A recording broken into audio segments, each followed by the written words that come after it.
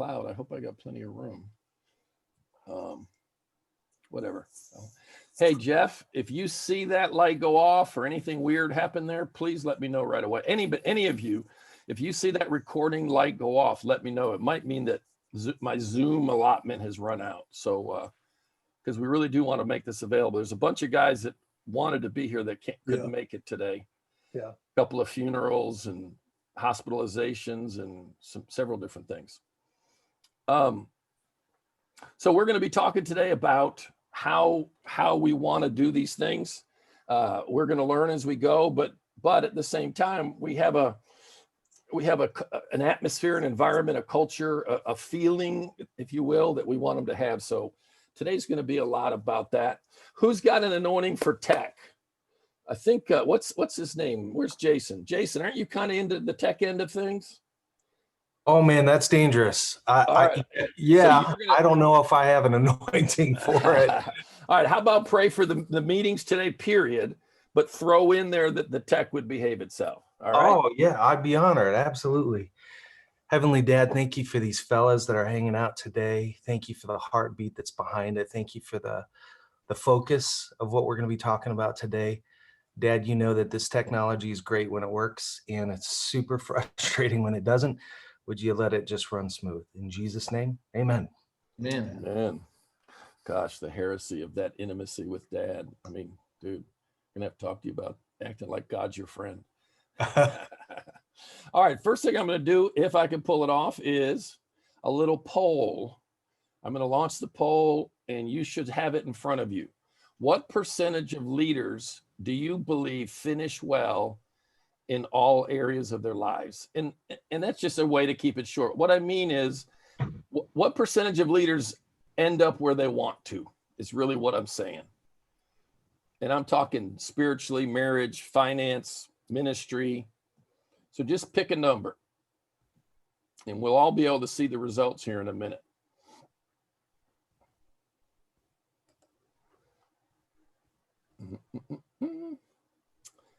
Okay, I'm watching the numbers climb. All right. I can't tell if we're finished. Oh yeah, I can. There it is. This is new to me, so sorry about that. All right, we got them all. Share the results. So can you see that? Yep. All right. So here we are, a bunch of leaders, and the highest we got was 1 in 5. Basically, it's half and half. 20% and 10% are below. If you stopped me in the elevator and said, "Hey, dude, I've heard you work with leaders, whatever. Tell me real quick what you're all about." I would tell you one sentence, I think, and that's this: I want to help guys live well and finish strong. And that's kind of what we're about. Because here's what I figured out: if you do one, you automatically do the other. If you try to live well, you're going to finish strong. And if you set your sights on finishing strong, it's going to cause you to live well. So I just love that. I love that simple thought. And I think this is an interesting thought. The scripture that I think encapsulates what we just did is the parable of the sower.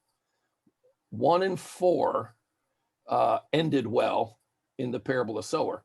Now, I don't think that's the best we can hope for.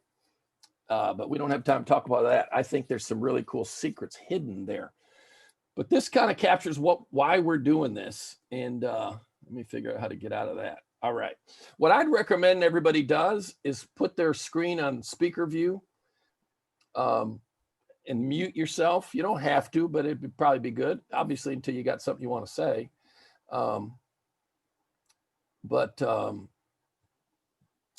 You got notes, by the way? Did everybody get their notes? Wave your hand if you did not get notes. Anybody that did not? Okay, good. The old teacher in me likes to fill in the blanks. All right, right now, where you are right now in your life, what one word would you use to describe where you're at? One word. Write it down in your notes so you can't cheat.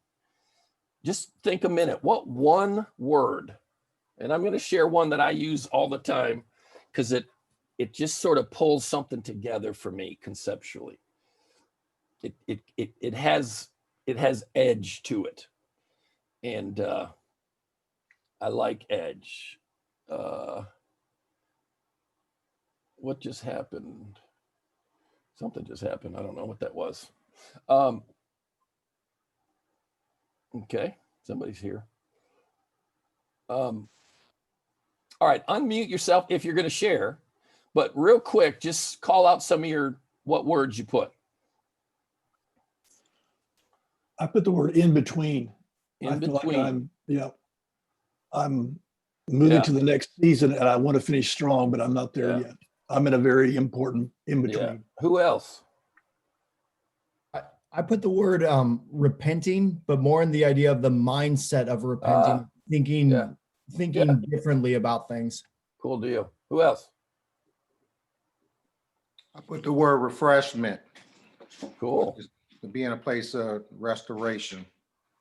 So you're saying that's where you are, James? Yes, sir.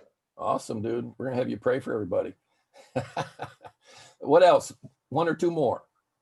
I put new season. I know it's Tim Blevins said hungry. Matt, what are you saying? New season. New season.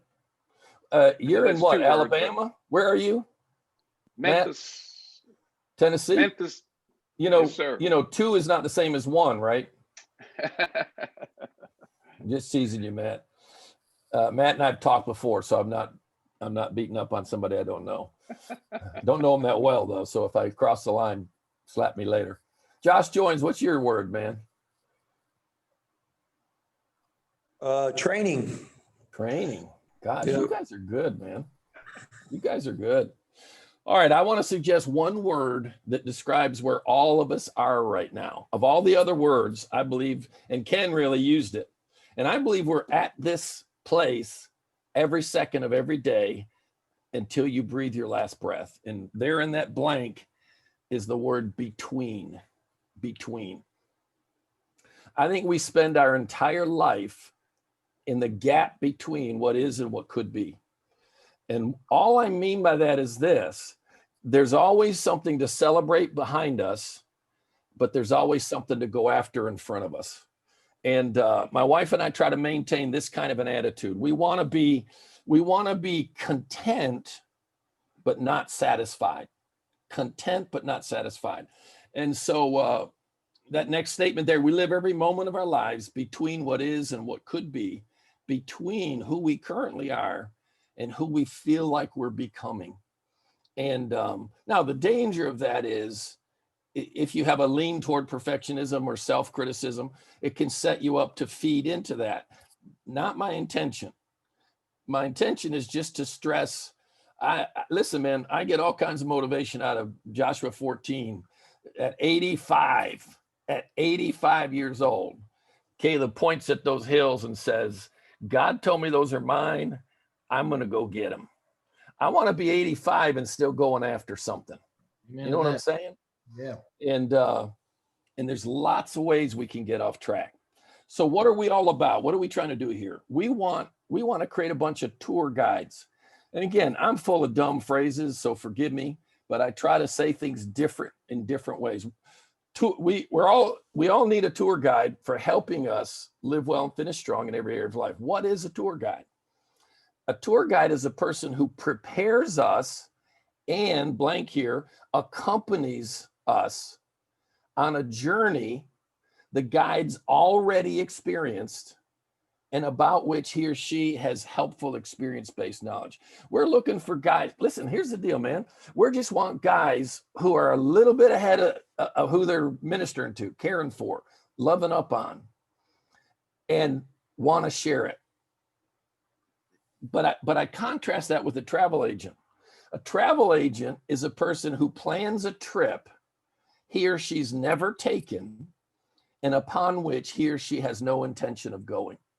I'll be honest with you, and forgive me, the church is full of travel agents. It's full of travel agents saying, this is how you get from here to here. Well, have you ever been from here to here? Well, no, not exactly. Well, how in the world are you going to get me from here to here if you've never been there? So we want you to just, you know what? you are somewhere that's worth bringing people to. We just want to help you learn to do that and create an environment where it's easier to do that. That's Last good, statement Chip. on the page. We aspire to partner. This is hopefully all of us. We aspire to partner with a company of tour guides who want to walk beside other leaders while we all navigate life's challenges. You know, the Holy Spirit's called a paraclete, and that means to come alongside. And we're going to look at some scriptures in just a second to talk a little bit about where that fits into all this. All right, if we're going to do this stuff, I got to figure out how to do my notes here. There's some practices that we want to encourage, and you know, I don't want to use the word enforce, but the bottom line is, guys, here's the thing I've learned about small groups. You never get a second chance to make a first impression. The worst way to build small groups is to not oversee them well enough that you don't root out the bad ones. And when I say bad, I don't mean you're a bad person or whatever, but some of us just aren't good at leading groups, the kind of groups we're talking about, which are more about the other people talking than you talking. And we want to develop a certain kind of group, and we want to be a little bit hard-nosed about it, because we don't want leaders showing up and for an hour meeting and the facilitator talks for 30 minutes. If we get wind of that, you can lead all the groups you want, but not with us, because that's just not what we're looking for. And I don't mean that to sound ugly, but these guys need a safe place to talk. They get plenty of preaching. I don't know about you, but I don't need more sermons. I need guys who will, which some have recently. I need guys who will have the harder conversations, because I'm starved for them. Hey, And Chip, can I jump in real quick too? no, who do you think you are? No, go ahead. I'm interrupting. I totally am interrupting you guys. Hey, let me do this then real quick. This is Cliff. He's with Crosspoint Ministries. He's a counselor also. Great guy. I couldn't have said that a few weeks ago because I didn't know him, but I know him now. We've banged around, and I'm telling you, he's a good guy. Good, solid marriage. And he's been messing around in people's lives for a while, master's degree and all that good stuff. So I just wanted to introduce you, Cliff. Sorry. Thank you. Thank you. I was going to give a quick intro. I just want to reiterate a little bit of what Chip's saying. First of all, I want to say, you know, Crosspoint, this idea of travel guides or tour guides versus travel agents. I really appreciate that analogy and that metaphor, because I think it really gets at the heart of what we do at Crosspoint as well. You know, I use the word advocate a lot. We're advocates for Christian pastors and Christian leaders. And we, you know, the way I talk about my own passion is I'm kind of coming into it and clarifying what I'm passionate about is I'm passionate about pastors and Christian leaders having the courage to believe their own claims of God's love for them and the possibilities that are out there for the church. A lot of times we talk a good game and we function literally like travel agents, where we're like, we've never been there. And travel agents aren't very hopeful. They're good. They're kind of like good salespeople, but they're not speaking from a place of hope or experience. And so what we're really passionate about at Crosspoint are pastors and Christian leaders who are speaking from and living out of a place of hope and truly an experience where they really believe what they're preaching, what they're saying, what they're teaching. And it's like, as Paul says, it's sort of like they're strengthened in their inner being. It's not just sort of this facade, and it's not just a head trip. It's literally their inner being. They're absorbing it in their body. They really feel the love of God in their body. And so that's what makes a good tour guide. A good tour guide is passionate about the trip, about the journey. And so I agree wholeheartedly and really appreciate what that metaphor that Chip is laying out. I almost put on the end of that description, and has the scars to prove it. Yeah. That's good. But all right, let's look at key practices. It says behaviors. You could put practices there for group facilitators, or you could use the word tour guides. And just a little side note, throughout our time together, what we're going to be talking about, it's going to sound like why are we using different words for different things. Part of what we're going to talk about is the environment we want to create. And then part of what we're going to talk about is the practices you and I need to do to build a group that creates that environment. So if you get this weird, like, why are we like saying things a little different? Part of it's to create the environment, and part of it is the behaviors that will help you create that environment. All right, this is the practices or behaviors that will help us create the environment we want to.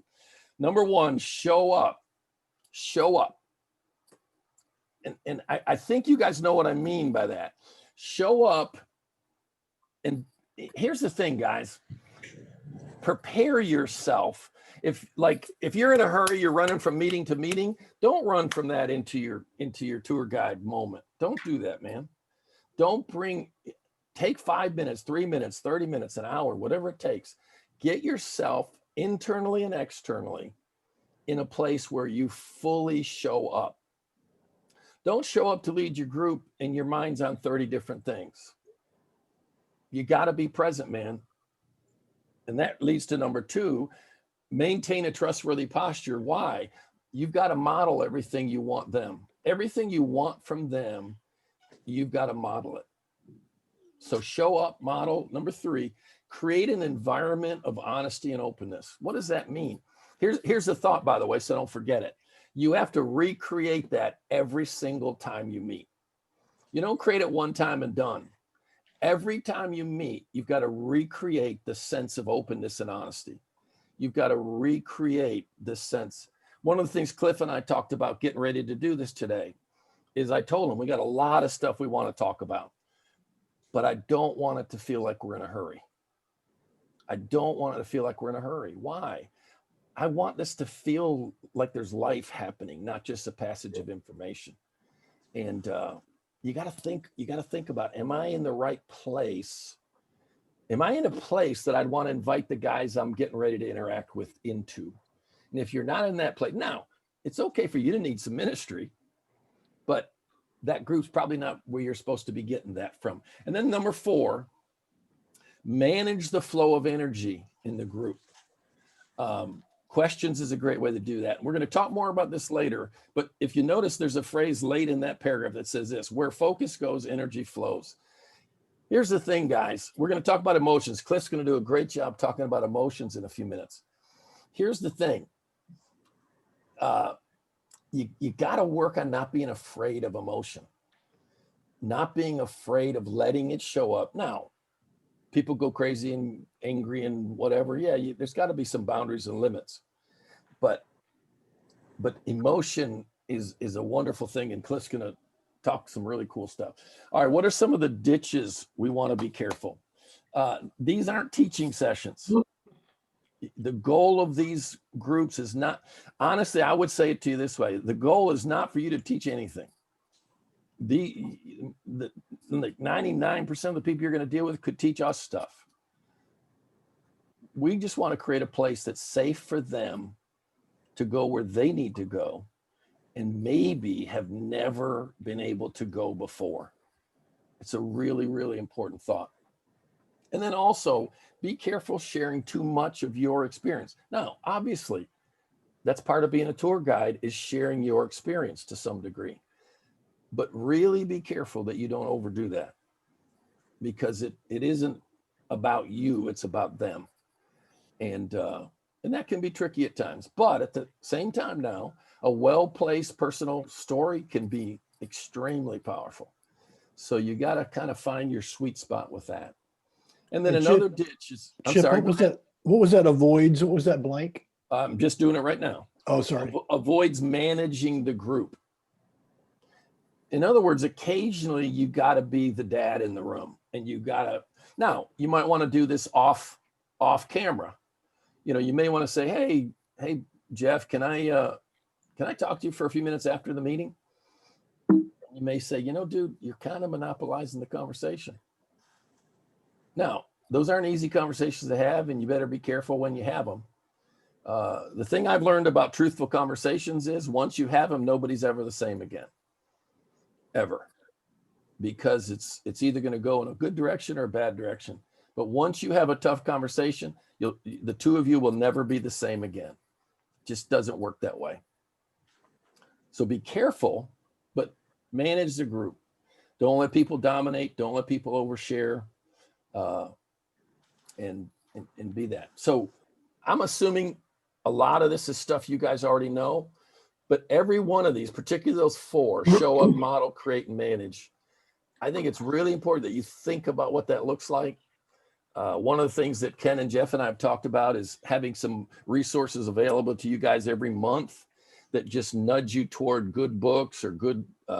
In fact, Jonathan's getting ready to write one, and in the process of writing one, I think, and just stuff that can help keep this stuff stirred up and alive in you. And that's going to be great. All right, I'm going to turn it over to Cliff to talk about being curious. Yeah, so the key word here in this session is curiosity. And in what Chip just laid out were the 4 kind of behaviors that we've associated with how to be competent in this particular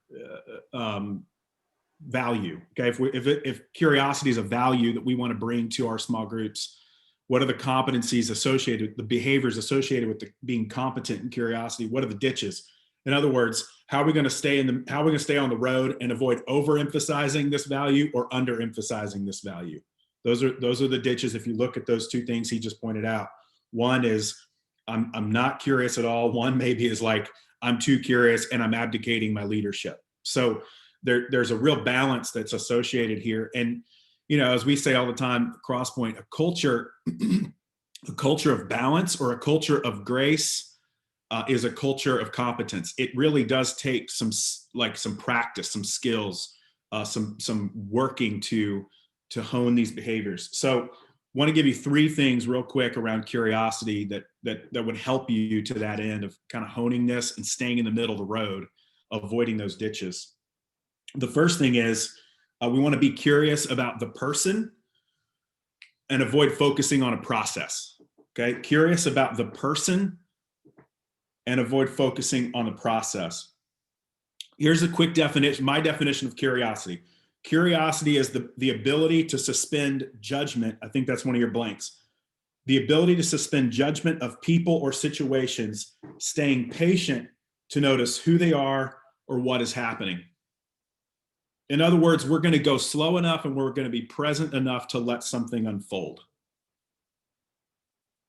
Here's the deal. Presence and curiosity creates presence. Presence has power. It's like 80% of what a lot of the guys that want, or a lot of the leaders that are going to be coming to these groups, 80% of the problems that they are dealing with on a day-to-day basis could be solved or could be helped simply by somebody being present to them. And so presence literally helps rewire the brain, but you can't be present if you're not curious, right? You can't be present if you're not curious. If you're making assumptions, which we're going to talk about in a second, if you're making assumptions, you're not present, and you're literally letting go of power that you hold as a small group leader. If you avoid this powerful opportunity to just be open, to just sort of let your judgments go and not look around and grade everybody as they come into the small group. As Chip said, where focus goes, energy flows.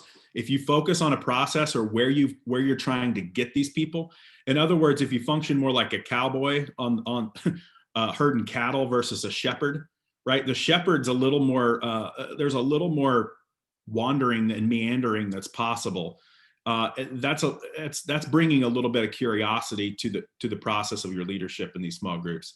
Cowboys kind of focused on the process, whipping things into shape. All right. So there's another analogy for you.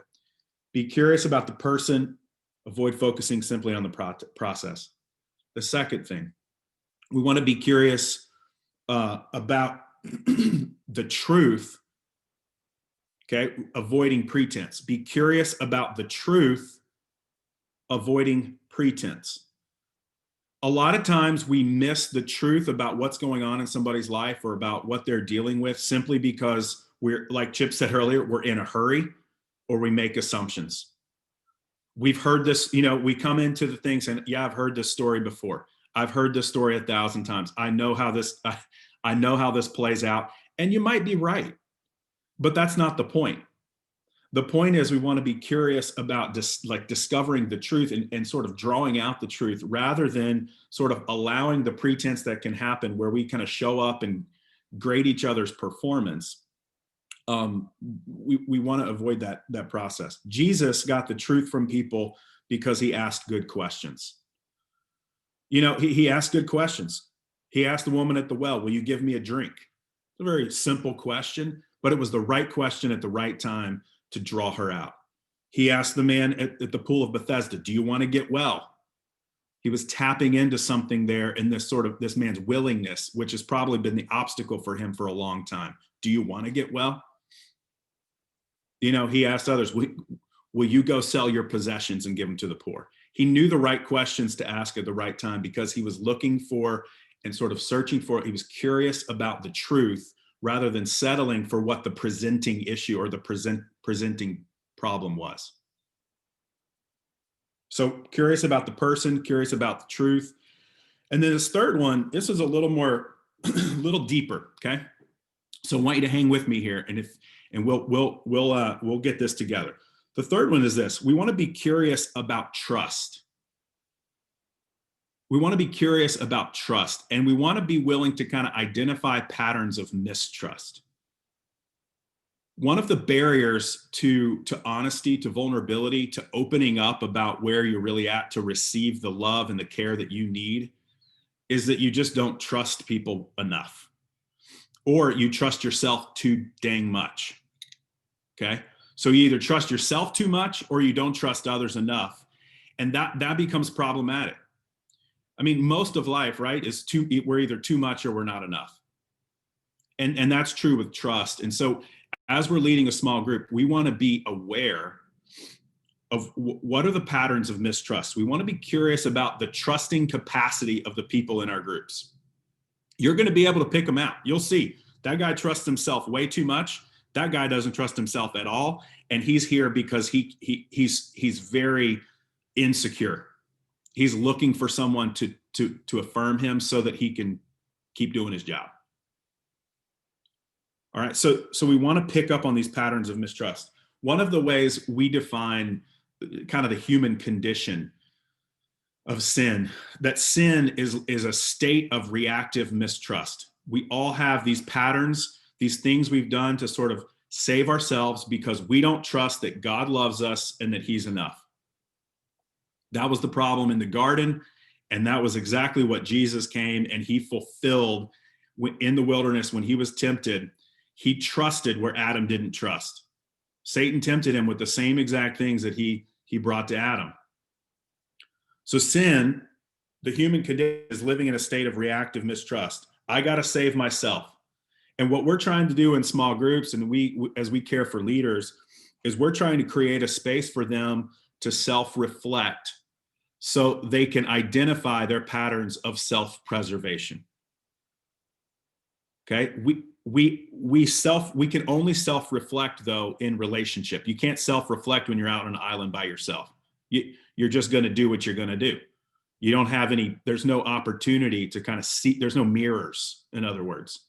So when we're being curious about trust, what we're trying to do is kind of create a mirror so that the people in our small groups can sort of see and identify their patterns of mistrust, their strategies for self-preservation. Now, do you have a chart in your notes? Did you get that chart, this little like diagram? Okay. It probably looks more complicated than it is, okay? But it's pretty simple. We're all on the spectrum of mistrust, okay? We're all on the spectrum of mistrust. And how we got there was through our early attachment patterns when we're learning to trust, okay? You learn to trust in relationships and the relationships with your first caregivers, whether that was your parents or somebody who was taking care of you as a child, keeping you alive. That's where you originally learned to trust, and your whole life has been sort of this journey of either undoing or figuring out how to trust in a better way. All right, learning to trust again. But here's the deal: we're all on this pattern, or on the spectrum of mistrust. One end of the spectrum, we have this exaggerated independence that says, I don't trust you. And it's played out in sort of an emotional detachment. I'm not going to share myself with you because you're not safe to me. Okay. I don't trust you. The other end of the spectrum, I don't trust me. So I'm going to give you all of my emotions. Like my emotional world is dependent upon you. So this oversharing that we've talked about already, we've alluded to, a lot of that's going to be born out of an exaggerated dependence because I need affirmation. I need you to help me define my emotional world. I don't know who I am apart from you. So now this is a spectrum. Those are kind of two extremes. Okay. And you see that indicated in those circles there. Now we're all somewhere on that. And the invitation of the gospel of Jesus is to trust again. It's to say you are safe in the love of God so that you can sort of journey into sort of being who you were created to be. As Chip called it, learning to live well. Learning to live well is moving to that place in the middle of interdependence where the presence of Christ, the love of God in Christ surrounds us in such a way that we learn to be confident and comfortable in our own skin. We learn to sort of express ourselves in a way that's not looking to find our identity outside of ourselves, nor is it denying another person's identity where we just bulldoze over them. Okay, it's a balanced way of trusting, and it's called healthy emotional differentiation. I know where I stop and you start. I know where you start and I stop. Like you be you, I am me, and we can choose to relate to each other. Sometimes when I talk about marriage, I talk about each of the spouses sort of staying in their own boat. They've got to stay in their own boat. If they're forcing each other into each other's boat, they're going to lose their sense of identity, which is going to interrupt and cause dysfunction in the relationship. Now, the good news is that in the gospel, we can hold hands and sail together really close. Okay, we can be really close. The scriptures talk about being one flesh. I think that's a helpful image, but that image is not denying our humanity in that each of us are individuals. And so we want to help people in these small groups maintain who they are as individuals, but we're going to help them do that as we're sort of paying attention and curious about their patterns of mistrust. Because either they're too individualistic or they're clueless as to who they are. They're on that spectrum somewhere. So we want to help them identify through self-reflection, what are their patterns of where are they mistrusting? How are they mistrusting? How is it manifesting itself in relationship? And the way we're going to do that, again, is through communion with God and community with each other. And these small groups are really that second part. They're the community in which a lot of pastors, a lot of Christian leaders don't get the opportunity to self-reflect because they're always kind of in that spotlight. There's not a safe place. So we're trying to provide that safe place for them to self-reflect, identify their pattern of mistrust, and move toward a healthy emotional space. Tracking with me? Does that make sense? Okay. Excellent. Really good. Really, really good. Absolutely. So, hey, here's what we want to do. Okay. Chip's gonna. Are you setting up the Zoom room? Yeah. Yeah. Let me share a thought or two. That's good stuff. And by the way, Cliff, you did a great job with your diagram. He was concerned about it being too complicated or whatever, but it was great. How many of you agree with this statement? Parenting is discipleship. Just kind of wave your hand. Parenting is discipleship. Would you agree with that? All right, then how about this? Discipleship is reparenting. You follow what I'm saying? In other words, parenting is creating an environment within which that person develops in ways that we underestimate the depth and power of, like what Cliff just talked about. Trust honestly develops in the first 3 years of life. A lot of people would say in the first 1 year of life. But here's the thing, if parenting's discipleship, then we need to see discipleship as reparenting. What does that mean? We want to re-baptize, if you will, re-dip people into an environment that is an antidote to the poison they may have encountered earlier in life. And, one of the things earlier was Cliff defined curiosity as not being judgmental. Here's the deal, guys. If you want guys to really open up, you got to have a little bit of a poker face. Some guy says, hey, dude, I just did blank. If you go, you did what? What kind of an idiot are you? Tim, have I ever done that to you, Tim Blevins? You got to be like, okay, cool it.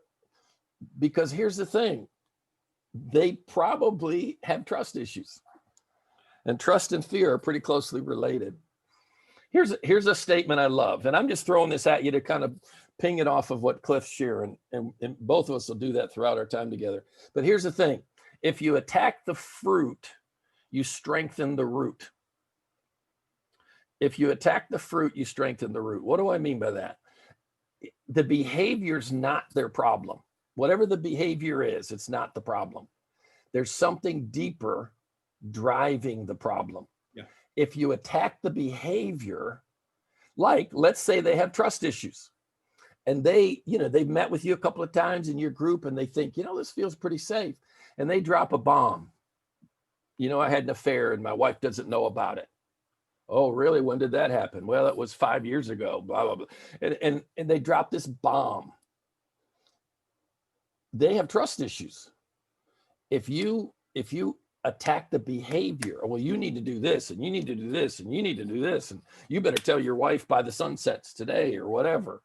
You've attacked the fruit. And what did you do to the distrust? Strengthened it. Yeah, the dude's probably not coming back. Yeah, we say a lot.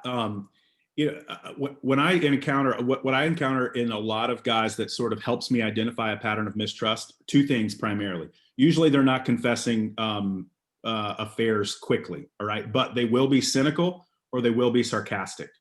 Sarcasm and cynicism are both the discharge of pain. They're both evidence of mistrust. Both of them. So when you encounter a strong pattern of sarcasm and cynicism, you automatically know there's some distrust or mistrust under the surface. And the question isn't why the attitude. The question is where's the pain? And that's what Chip is saying. It's not why the addiction. It's not why the affair. The question is where's the pain? Where's the mistrust? And it's going to be rooted in their story, and that takes a lot of work and all that good stuff. But as you triage, as you kind of notice what's coming up to the surface in these small groups, as you start to identify these patterns of mistrust, some of the key things you're going to find are that cynicism and sarcasm are usually a telltale sign that there's a underlying condition of mistrust. Cliff, why you got to out me like that? I'm not outing you, man. I'm being totally serious. I definitely have a problem with cynicism and sarcasm. And I am being totally serious. I'm going to ask you what you charge for a couple hours. Because I'm serious. I got issues, man. And I mean it. I do. And I've been hurt. Who hasn't, right? Who hasn't? That's great. I don't know about you guys, but that right there, that was money. Because I am a cynical, sarcastic turd. What are you doing clapping, Jeff? Are you clapping about my pain? You're modeling vulnerability right now, Chip, which is good. You're modeling vulnerability. All right, set up the Zoom room. I'm sorry. Poker face, Chip. So hey, we're gonna take a minute. I think we're gonna divide into groups of. Are we doing 3 or 4, Chip? I can't remember. 16. I don't know that it puts us in there, so I'm going to do 4 groups. Okay, we're gonna do 4 groups of 4, and we've got. You guys have the questions, right? You got the questions for the Zoom. You got the Zoom room, right, on your notes? Okay. 3 questions. You got about 15, 20 minutes or so. Included in that 20 minutes is a 5-minute break. Okay. So we're going to give you till 5. What are we going to do? Till 5 after? Yeah. So 5 after the hour, wherever you happen to be, we're going to come back into the main room here and we're going to hit session 3. So you got 20 minutes, have some discussion. If you got to take a pee, get a drink, do whatever you got to do. And then we'll see you back 5 after the hour. Sound good? And the first thing we'll do when we regather is kind of debrief the groups a little bit and a little bit of Q&A. Can't be too long, but a little bit of Q&A about anything that's been shared already. Okay? Appreciate you guys, man. That was good stuff.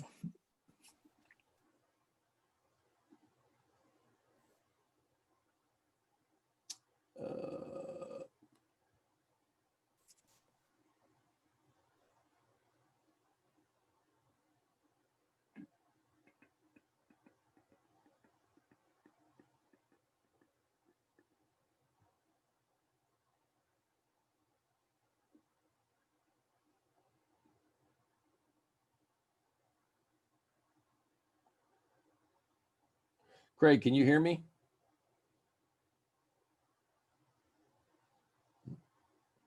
There you go.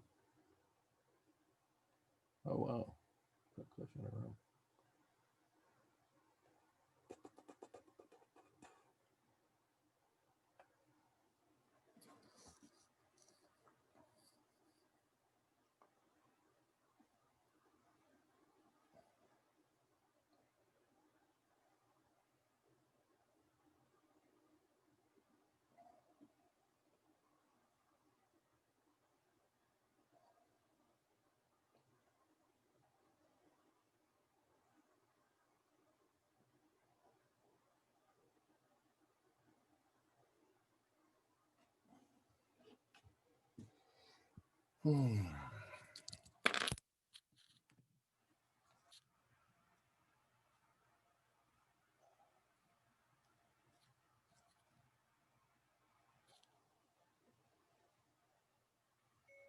We are on the Zoom call, period.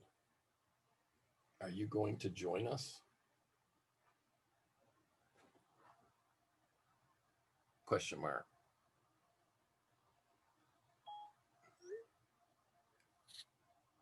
Or are you 5151? Question mark.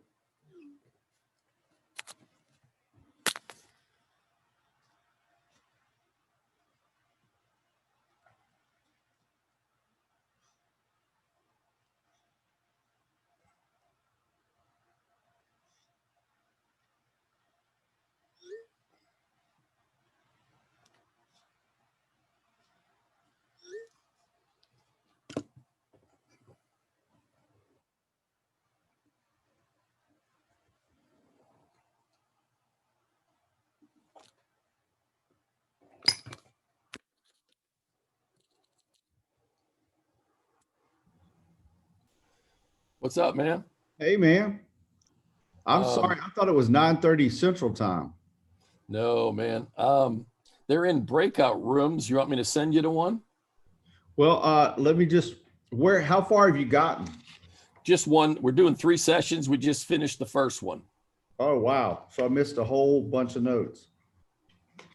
Well, we're recording it, so you should be okay. So you've completed tour. We're back. Turning the recording back on. I paused it during the groups. Any observations that you would say from the group? You know, just the questions. Who? Go ahead. Our group thought the first part of the training session, all of it was spot on, really, really helpful. I love that we talked about culture, and we're even experiencing a culture. Then, you know, we're not talking about just groups for driven mainly by content, or, you know, an accountability group, or learning new technique groups. So it just, that feels so fresh, so much life. And that's cool. It was a great start. Yeah. I mean, God forbid we actually want you guys to feel cared for, you know? I mean, what an odd objective, right? What about your biggest challenge as a small group leader? Who's got something they want to share there? What would you say?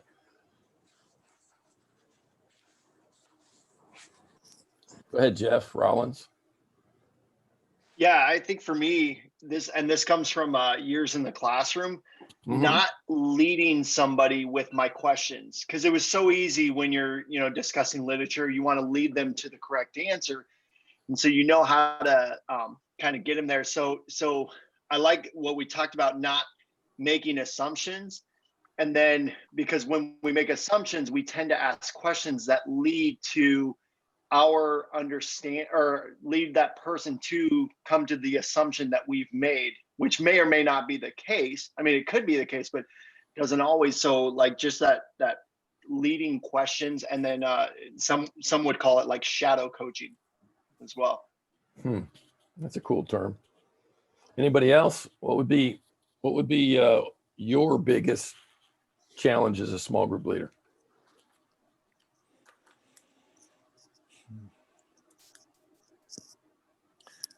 I'll say this is one thing, and this is one thing Chip has actually helped me with the last couple months as we've talked, is just that I can lose people with language at times.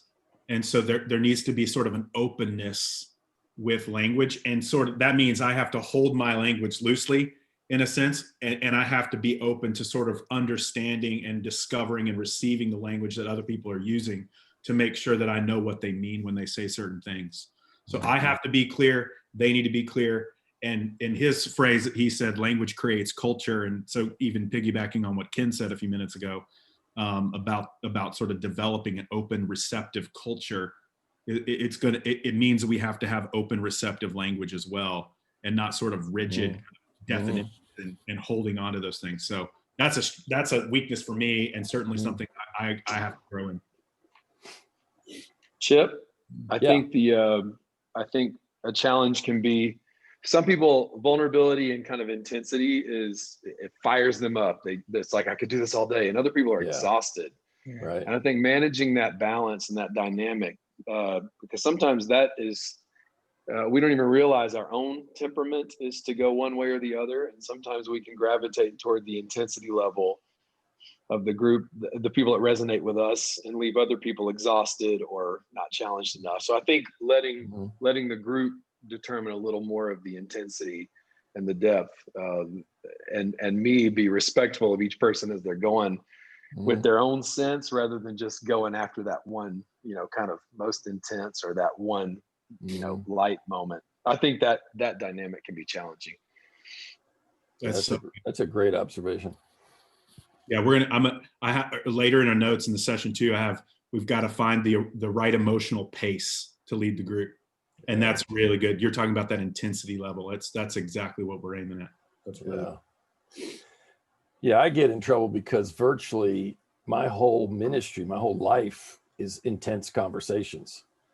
And quite honestly, I love them. Small talk bores the crap out of me. I don't want to hear about the deer you shot last week, and I just don't care. I have to pretend that I care. Now, I'm not saying that's good, but I love intensity, man. I love getting down to something that's going to make a difference. And I have a great appetite for it. That's a great observation, Jonathan. Good stuff. All right. Well, Cliff's going to jump us into session 2.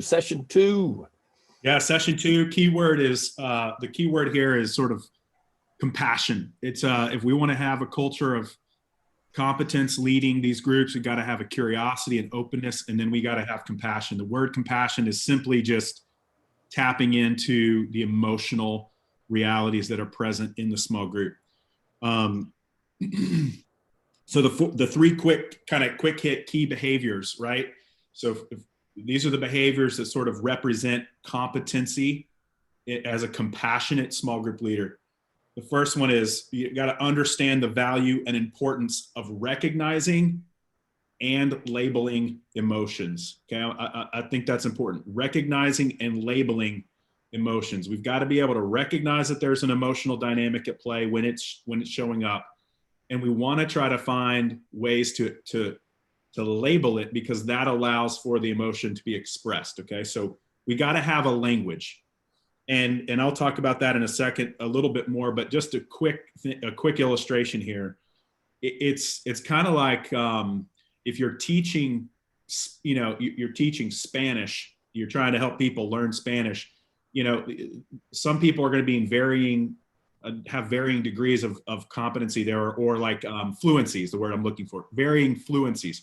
People have certain emotional fluency. You kind of have to have some basic ABCs, all right? The alphabet of emotions, if you will, that established. And so when we talk about recognizing and labeling, we're not asking you to become emotional experts We're just simply saying, know the alphabet. All right. Know the alphabet. And I've given you 8 basic feelings from my favorite emotions guy. His name is Chip Dodd. Highly recommend his work. Chip Dodd, not Chip Judd. Okay. Chip Dodd. He's got to be a good guy, though. He's a great guy. He's a great, every time I go to text you, his name pops up first. And I'm like, well, we need to change that. So recognize and label emotions. We got to have to understand the importance. Second thing is move toward feelings of others and encourage them to feel their feelings for the purpose of listening rather than grading. Okay. Feel their feelings for the purpose of listening. Emotions are indicators. We'll talk about that a little bit more. Listen to those things. Don't judge them. Don't grade them. So we want to encourage people to have it, be emotional. That's okay. There's permission here to feel. That's okay. Third, connect emotions to needs. This is huge. All right. And we'll talk about this a little bit more and I'll unpack this. Connect emotions to needs and assist others in their response and responsibility associated to those needs. So we're not just creating space for people to feel and feel and feel. And that's not really the goal here. The goal is feeling for the purpose of taking responsibility. Okay. Feeling for the purpose of taking responsibility. We want people to grow, whether that's discipleship, whether that's pastoral care. They've got to take responsibility. They've got to take responsibility for the needs, and their emotions are the indicators that are going to help them discover their needs. So we'll get to that a little bit more, but those are the 3 key behaviors. Here's the ditches. I gave you 3 ditches. All right. Emotions are that tricky. There's 3 ditches, believe it or not. There's not just 2. All right. So the first ditch is over spiritualizing. Over spiritualizing. If when we over spiritualize, we neglect the emotional and bodily realities of being a human. Okay. It's emotions are states of body. And we can oftentimes approach discipleship and care either all in our heads, right? Or sort of with this, as my dad, who's an old Baptist, Indy Fundy Baptist pastor for 40 years, used to say, you're so heavenly minded, you're no earthly good. All right. So we've got to be able to find that balance there where we're not just over spiritualizing everything, but able to really help people be willing to hear and listen to what's going on in their bodies. And that's where emotions hang out. The second ditch, diminishing the role of emotions. So over spiritualizing, neglecting the emotions, which can also lead to diminishing the role of emotions, treating them as unhelpful distractions from the mission. Okay. So we want to make space for them and not see them as sort of slowing us down. They can slow us down, but that might mean that we're going to be sustained longer. Okay. So we want to be careful not to diminish the role, treating emotions as unhelpful distractions. That's not what they are. They're actually helpful indicators. The third thing is, of course, exaggerating the role of emotions, and then people becoming kind of self-preoccupied. Jonathan nailed it when he said there's this balance of intensity, and we can overemphasize, underemphasize. We got to find a good balance of intensity when it comes to emotions. And that's really the first point. Okay. So just unpacking this a little bit more. The first thing we got to do to be competent leaders, competent, compassionate leaders, is we have to learn to set an emotional pace. Set an emotional pace. It's a marathon, not a sprint. All right. And when we treat it as a sprint, we're going to do one of 2 things. We're either going to put pressure on people to feel, or we're going to deny feelings. Okay. Because we're in a hurry.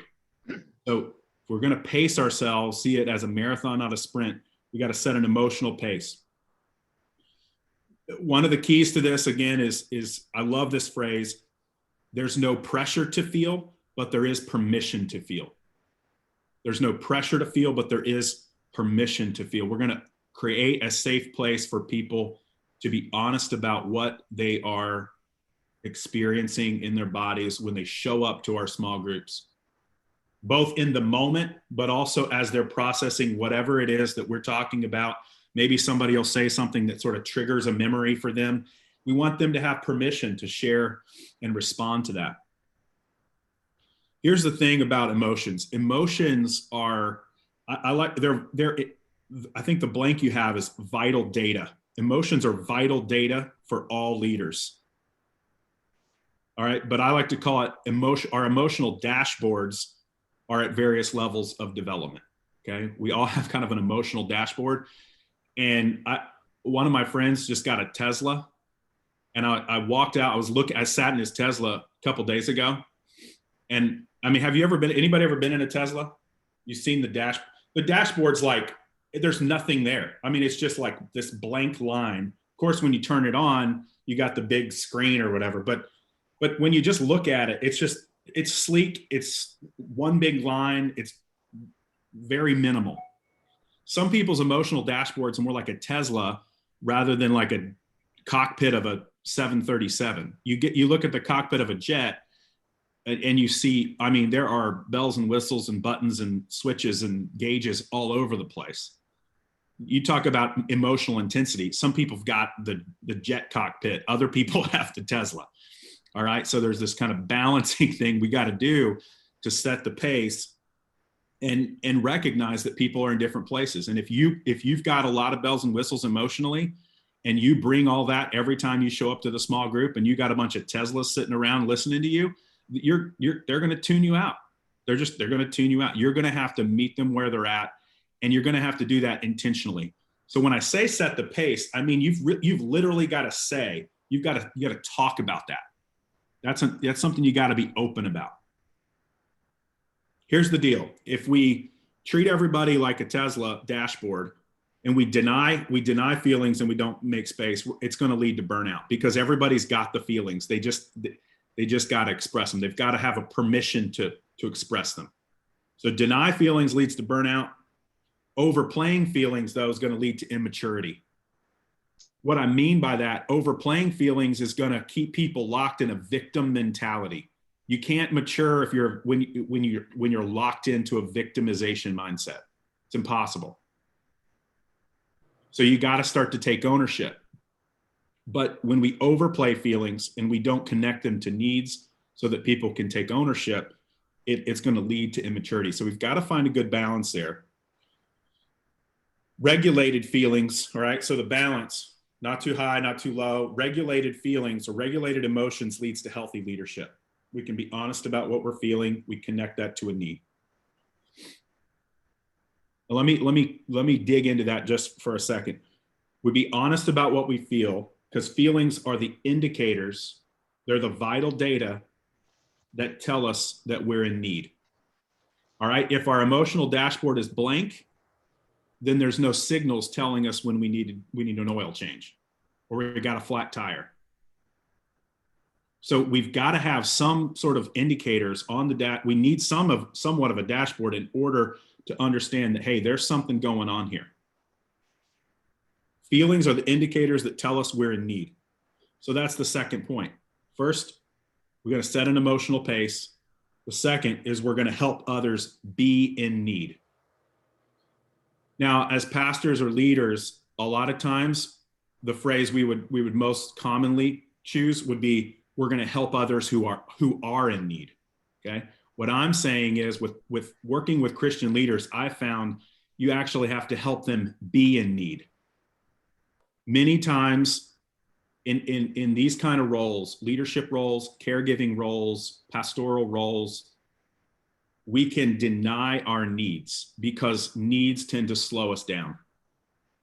So what we're going to do in these small groups is create a safe place and help leaders be in need. You're going to be working with people who are, like we talked a second ago, exaggerated independence, exaggerated dependence. Here's another spectrum. People are on a spectrum as either heroes or martyrs. Okay, you're going to be working with heroes or martyrs. Sometimes you're working with guys who are both. But here's the deal. A hero says, hey, look at me. I can meet everybody's needs. A martyr says, my needs don't matter, so I'll disappear. I don't have any needs. The sad reality is that heroes, at the end of the story, heroes end up alone, martyrs end up dead. Okay, so it's vital that we help people engage their emotions, because the emotions are going to help them recognize either where they're denying their needs or they're minimizing their needs. Emotions are like these thermostats, all right? They're like these thermostats in our bodies that say, hey, there's something going on. There's something off, all right? We're going to talk about this just a little bit more here in a second. But emotions, I want you to think about them like, as I called them earlier, indicators, thermostats, whatever analogy works for you. They're the things that come up in our body that signal there's a need that you have that's not being met. Think about just being cold or hot, right? When you're cold, when you feel cold, what happens in your body? Somebody answer. You can answer. What happens in your body when you feel cold? Shiver. Start to shiver. Shiver. There's an automated built-in response system that God gave you. Emotions are the same way. When there's a need in your body, when there's a need, we're going to talk about those needs in a second. When there's a need, your body's going to kick in, it's going to feel something, and it's going to say, hey, you need to make a change. You know, if you're cold, you got to get a coat, you get a blanket, you turn up the heat, you do something in response to that feeling of being cold. If you don't do anything to that response, pretty soon your body's going to start to adjust. There's some things that are going to happen internally that are going to be long-term impact of denying your feeling of being cold. Same thing's going to happen with emotions. You keep denying emotions, they're indicating there's a need that you have. You deny that, that's going to have long-term impact. So here's the deal. Here's why needs matter so much, okay? I'm gonna try to make this as clear and concise as I can. The first thing is this. Here's why needs matter. Because the quality of your life depends upon the quality of your relationships. The quality of your life depends upon the quality of your relationships. You were designed for and you're defined by your relationships.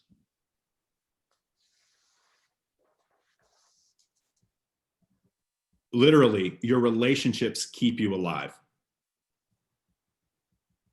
If the baby cries when it's hungry and we don't give it any food, it's going to die. If we just give a baby food and water and leave it in its crib and never hold it, it's going to die. Relationships literally keep you alive. So how does that connect to needs? Because humans were created with needs so that they would stay in relationships.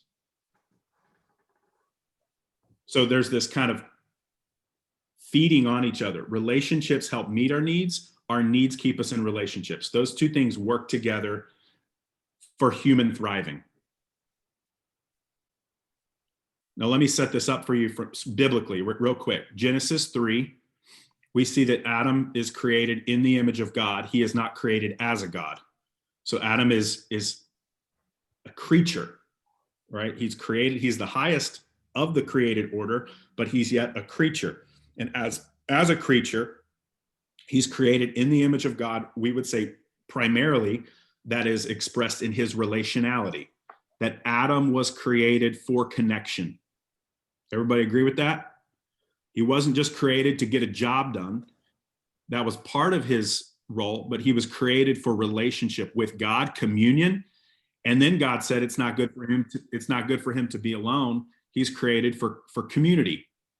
So both at a human level and at a divine level, he's created for kind of this horizontal or this vertical connection and this horizontal connection, communion and community. Now, before Adam sinned, we still see that God was meeting Adam's human needs prior to the fall. Our neediness as humans is not a result of the fall. It's part of literally being created in the image of God. So here's the 5 basic needs that I like to throw out that we understand. And these matter because if you have a category for needs, then it's going to help you understand emotions. Because when these needs aren't being met, people are going to feel it. You're going to feel it. The people in your group are going to be feeling it, and it's going to help you sort of identify how to best move forward or help them. So here's the 5 needs. The first need is safety and security. We have a need for safety and security. God met Adam's need for security by giving him a place. He had a place to belong. He had a place to belong. The second need is significance. God met Adam's need for significance through showing him that he mattered. He said, it's not good for you to be alone. He said, you have a job. He gave him a job. So we have a need for significance. The third is a need for competence. We all have a need for competence. God not only gave Adam a place to live and sort of this connection and a place to belong, and showed him that he mattered, but he trusted him to do the job. Be fruitful and multiply. There's even that beautiful picture of him naming the animals, right? There was a real practical part of this. God said, you're competent to do the job. I trust you. And also in that giving him a job and sort of trusting him to do it, God was meeting Adam's need for control, which is the fourth one, a need for control. I want you to, when you hear the word control, I want you to think freedom, being trusted. Like we all have a need to be trusted, to be autonomous. We have a need to be individuals, selves. If you look back at the trust diagram, we have a need to be differentiated, separate, okay? You all know this sort of like adult child who's enmeshed with their mother. That's an unhealthy reality. It's a person who's not developed a sense of self. Their need for control has not been met, okay? That's what we're getting at there. Adam had that need as well. And then the final need is affirmation. And God affirmed Adam, you're good, you're beautiful. And then when he created Eve, he said, you're very good. This is very good, very beautiful. There's an affirmation there. So these basic needs, I want to be clear, we're not a result of the fall. They're a result of being created as humans.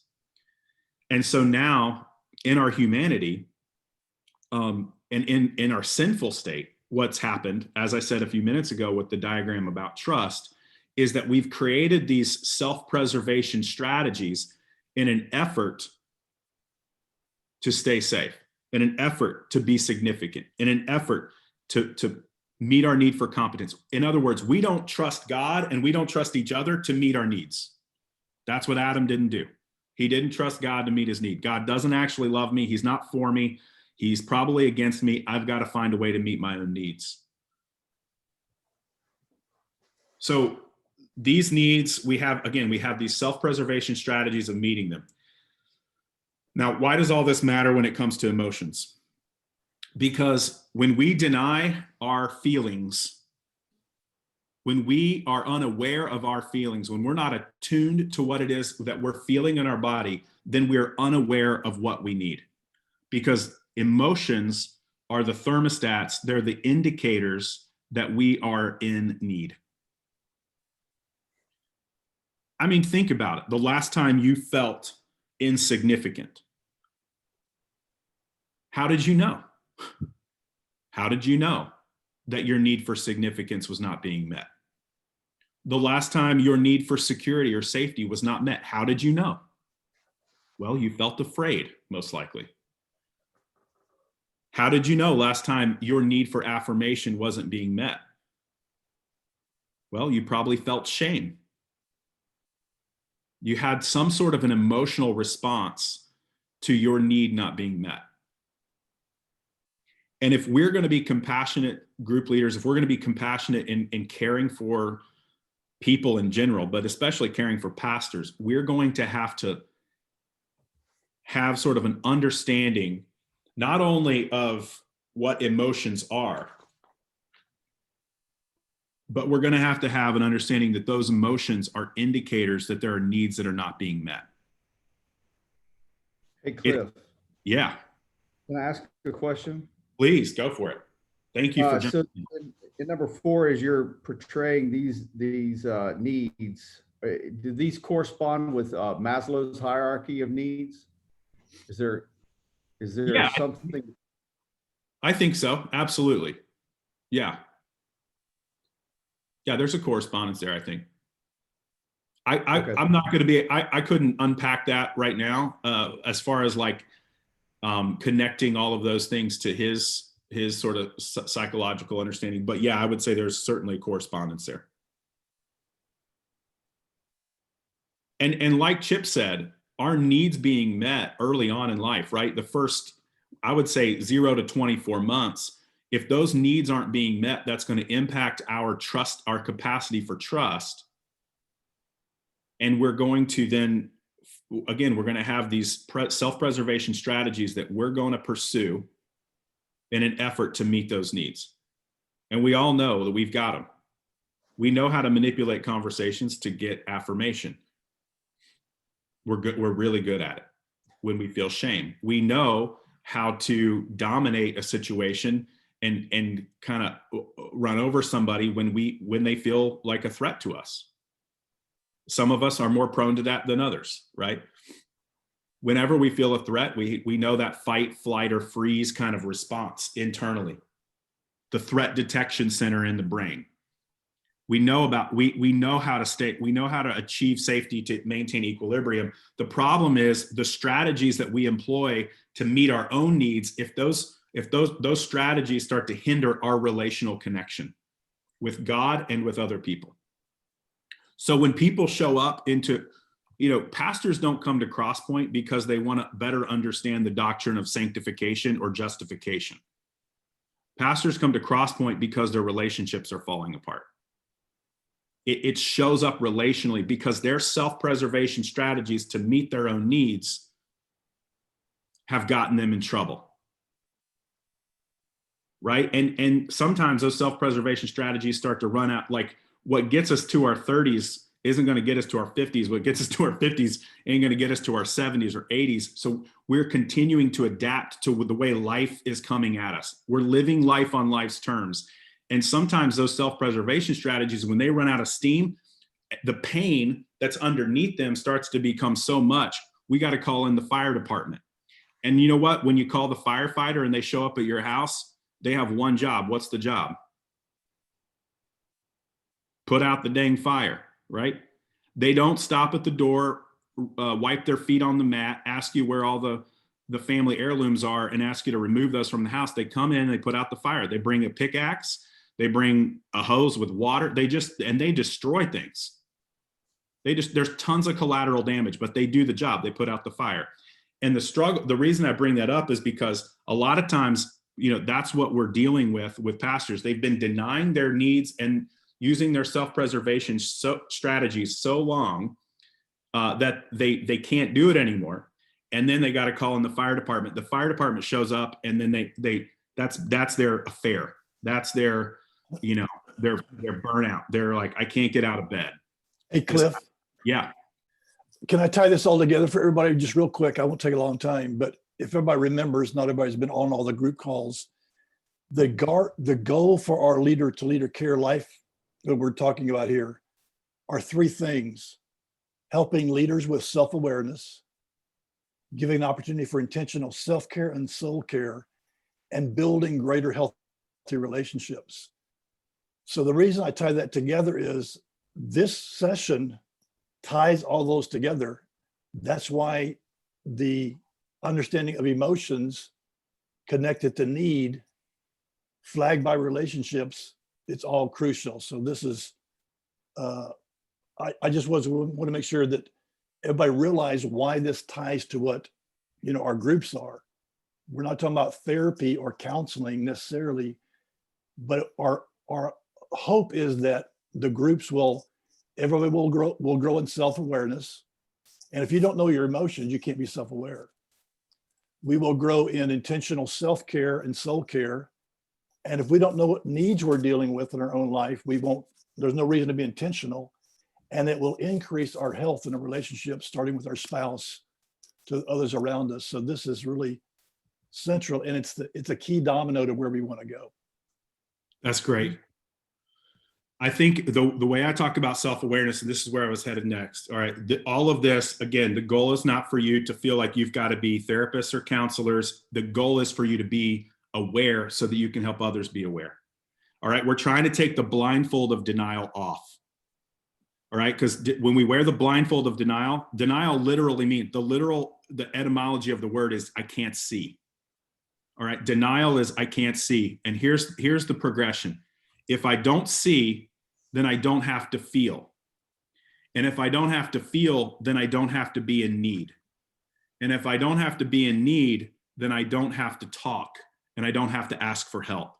In other words, I don't have to trust. Powerful.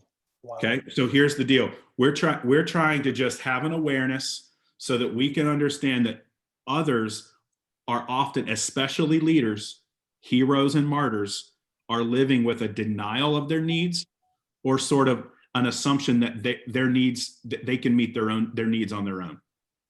Either my needs don't matter or I can meet my needs on my own.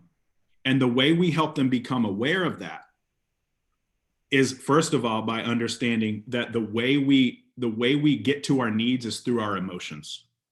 But we often live in a denial of what we feel because that keeps us from having to ask for help. Okay. So you get that progression. If I deny, if I don't see, then I don't have to feel. If I don't have to feel, then I don't have to need. If I don't have to need, then I don't have to ask for help. And in other words, I don't have to take responsibility. So I can just kind of keep doing what I'm doing. And that's where we go off the rails. So what we're not asking for you to diagnose people. We're asking for you to just have an awareness that most people are living with a denial of their needs and their emotions because it's often safer. And especially in ministry, it keeps you employed. Because if you start opening up about your needs and emotions, there's a fear that you're going to lose your job. Good. Tremendous insight. So the last piece here, and then we'll wrap this up. The last piece is this. We want to here's the deal. Why do we want to avoid neediness so much? And why do we want to avoid emotions so much is because emotions and needs remind us that we're human. They hurt. They hurt. They're painful. Being needy, though it makes it ultimately, it's what makes you stronger, right? His power is made perfect in our weakness, in our neediness. Being needy makes you strong, but being needy hurts.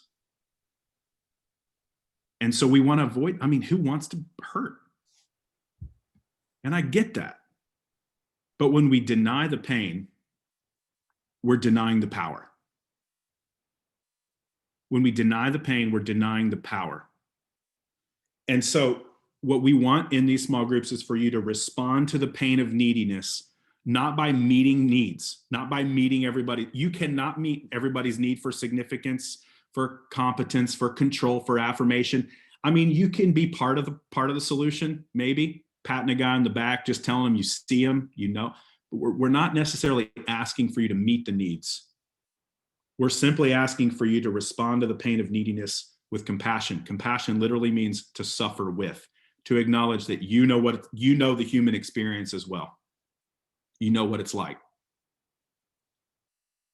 Jesus, Matthew 11, come to me, all who are weary, heavy laden, right? He says, I am gentle and lowly.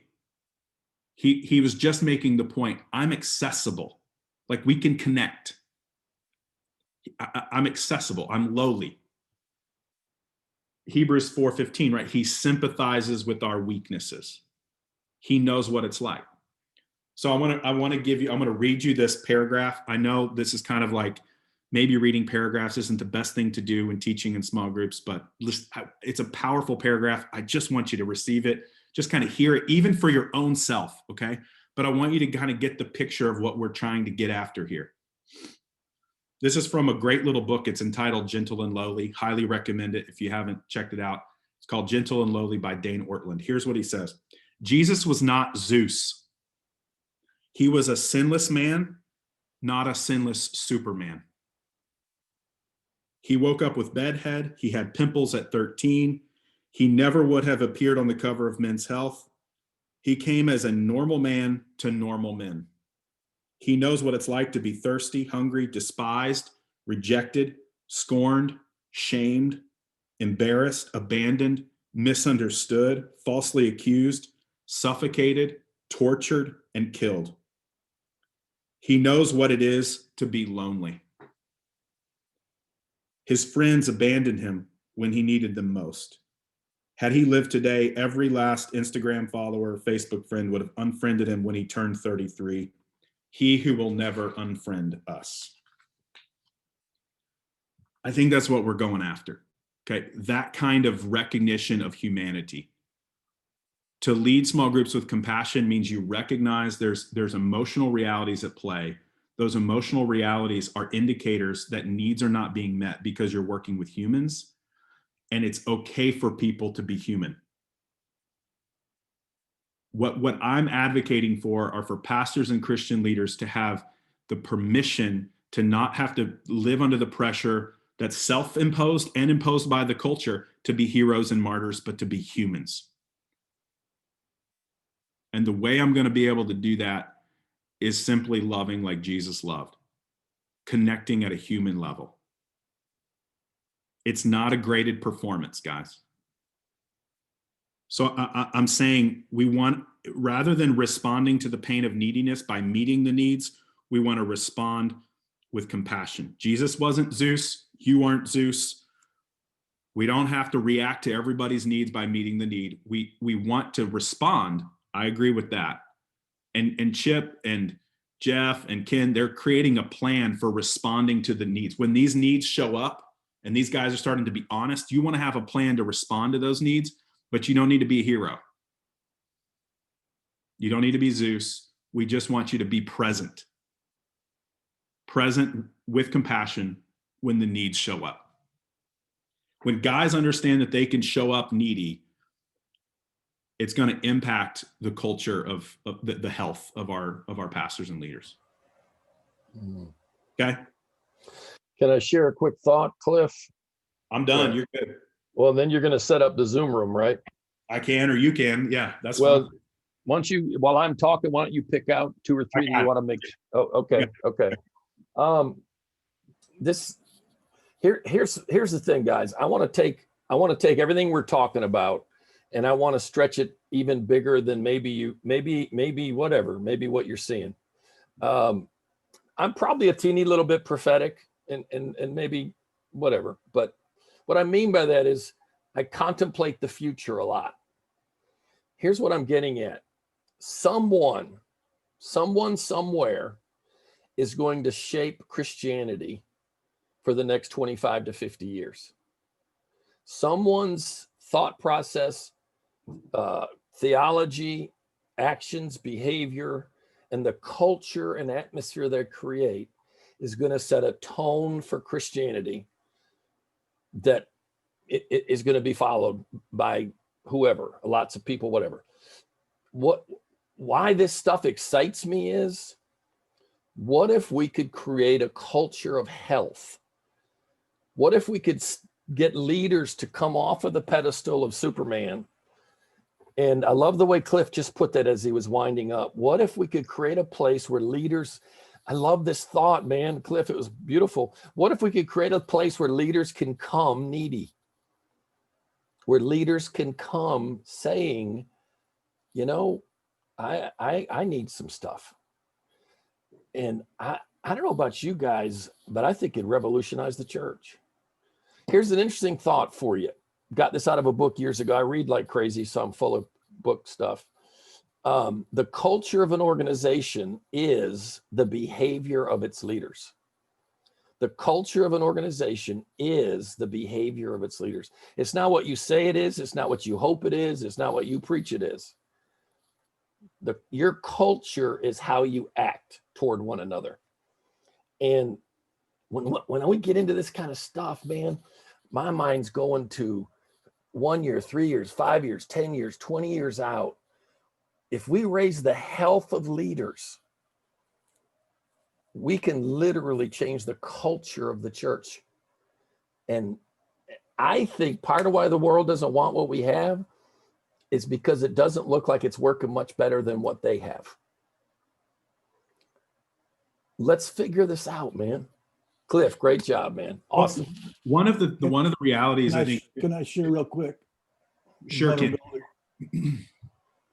I You know, we know what this group's all about. That session hit me so hard. Mm.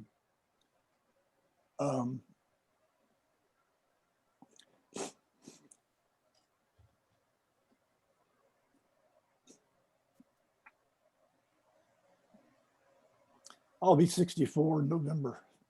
Been in ministry for 40 years.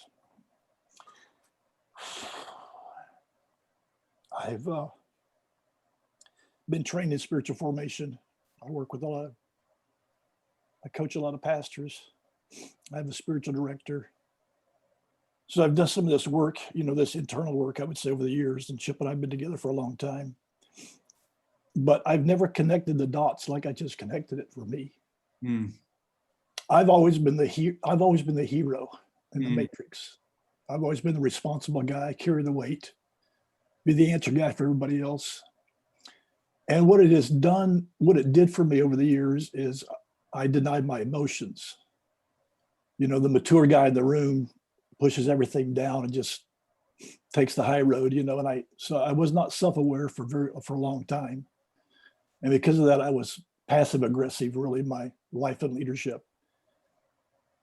But once I started being more aware of my emotions, I never connected it to need, you know, to that pyramid you did, or the need for where was I getting my security, or where was my significance in finding that in God. And then the outcome of that has been, you know, I've been a lonely guy for a long time. So it's affected my relationships. I have a good relationship with my wife and close relationship with guys like Chip and others. But I would say that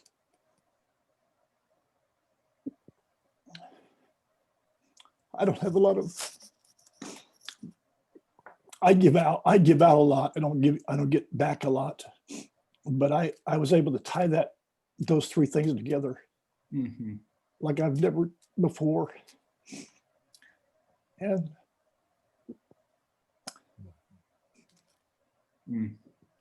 God's doing something very deep in my life. So I didn't want to leave that just for conversation, because this is supposed to be a safe place for all of our processing and growth. And that was the Holy Spirit connected the dots in a way that has not been connected in a long time. Yeah, thanks be to God for that, Ken. Thank you. Thank you for sharing that too. I mean, I really appreciate it. I think it's interesting how ministry serves to meet our needs. Sometimes our pursuit of ministry is, in fact, a pursuit of self-preservation. I'm not denying the beautiful calling of God and the Holy Spirit, but we're always at war. The flesh and the spirit are always at war. And what we can be driven to do a lot of really good things out of our fear, shame, and guilt in an effort to meet our needs for significance, security, competence, control, and affirmation. We can do a lot of good things motivated by self-preservation. And it works, guys. It works. But I think what's so beautiful about what Ken just recognized and what he just said is that at 64, he is still acknowledging the dignity that he has as a man created in the image of God who can make a choice and take responsibility. He's not too old to change. And guys, we think sometimes pastors feel, my dad, one of the things that breaks my heart, my dad is 75. He was a pastor for 50 years. He says, I'm too old to change. He says it regularly. And he means it. He believes that. And it's a lie. It's a lie from hell. It's literally Satan taking away his dignity as a man created in the image of God who has emotions and needs and a choice to make. No matter how neurotic or how psychotic a person is, they always have a choice. If they're a person, they have a choice. They might be incapacitated to make the right one, and that's a reality. Mental illness is a reality, but they still have a choice. But I think what Ken is demonstrating for us is a beautiful reality that when we feel, then we can understand that we have needs. And when we are able to put words to our needs, we have a choice and we have a responsibility then to respond. And we're able to respond in the power of the Holy Spirit, respond and put words to that and say, I'm a needy man. I'm a lonely man. And I need connection. I mean, that's beautiful. And that's where change happens, right? That's how change happens in that moment. And what Chip said, I love that. In the moment of truth, if we're able to be, Ken just saying what's true right there, you know, he will never be the same. I will never be the same. If you receive that, you will not be the same. A moment of truth changes everything forever. So Ken, thank you. Thank you, brother. But one last thing before you set up the Zoom. And again, this could be peculiar to the way I'm wired and what I do. But moments like we just had together with Ken, and we're having hopefully through the content and material, but I'm going to specifically talk about the moment with Ken. You know, Jesus would say, when this or that happens, the kingdom of God has come nigh. Listen, guys, there's a holiness. I don't know any other word for it. There's a holiness that enters a moment, a room, a group, when somebody lets you behind the veil of their soul and they dare to let you in to where they really live and they really hurt. When a group, when you touch that, when you taste that, the kingdom of God has come nigh. And 40 years, I've never lost. I love those moments. I love that feeling of, because here's the thing, guys, vulnerability draws Jesus like, you know what, to flies or whatever. Forgive me, that was a weird analogy, but gosh, it's an honor to even consider the possibility that we could be used by God to create those moments for people and leaders. Mm-hmm. It's an honor to think that we could be used to create those kinds of moments in the lives of leaders. Yeah. It's breathtaking. I love you, my friend, Ken. Love you, dude. I love you too, man. Proud of you. Go ahead, Cliff. So we're gonna jump out into another breakout. We're gonna do the same thing we did last time. Take 20 minutes. That includes your 5-minute break. All right. So we're gonna come back at what do you think? Let's say you want to do a shorter break. You guys say thumbs up if you want it shorter. Thumbs up if you want it longer. I got like no response from anybody except for, there you go. All right. Let's do this. Let's come back at 10 after 11, 10 after. There you go. All right. So we're going to go about 17 minutes. All right. So 10 after. Let's just look at these questions. Let's look at 3 and 4. Okay. I think 5 is a really great question. I want all of you to reflect on. I want you to take time with that one and maybe just journal and then send somebody an email and thank God for them and affirm them. Okay. Number 5 is key, but I want you to take time to do that personally. Let's just talk and discuss 3 and 4 and spend a little time on that. But we'll be back here at 10 after, and that includes if you need to take a pee break. Okay. So see you at 10 after, and then we're going till 12, right, Chip? That's the goal? Well, we're scheduled till 12:30. Okay. Well, we're good. We're great. But if we end early, we will not go past that. I promise you that. Okay. But if we end it, and listen, also just on that note, we're going to try to protect the block at the end for Q&A. And it can be, listen now, it can be Q&A about today. It can be Q&A about where this is going. It can be Q&A about anything. Okay. So we're going to try to make sure we do that at the end. Okay. All right. All right. So 3 and 4, guys. You guys are awesome.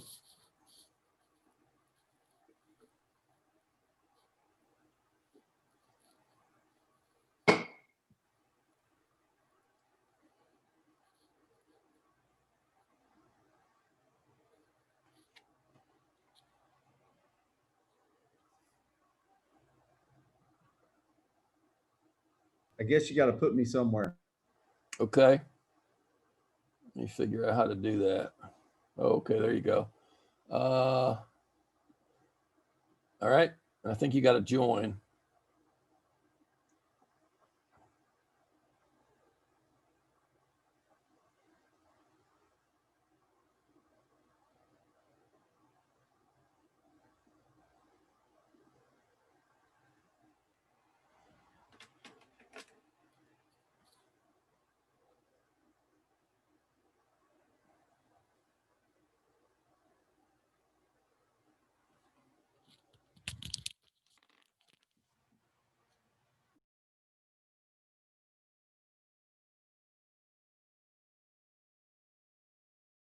We missed it. So, Oh, well.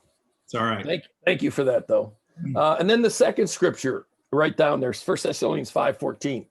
We urge you, brethren, admonish now listen to what it's doing here. Admonish the unruly, encourage the faint-hearted, help the weak, be patient with everybody. Now, here's how I feel like God put that in my heart years ago.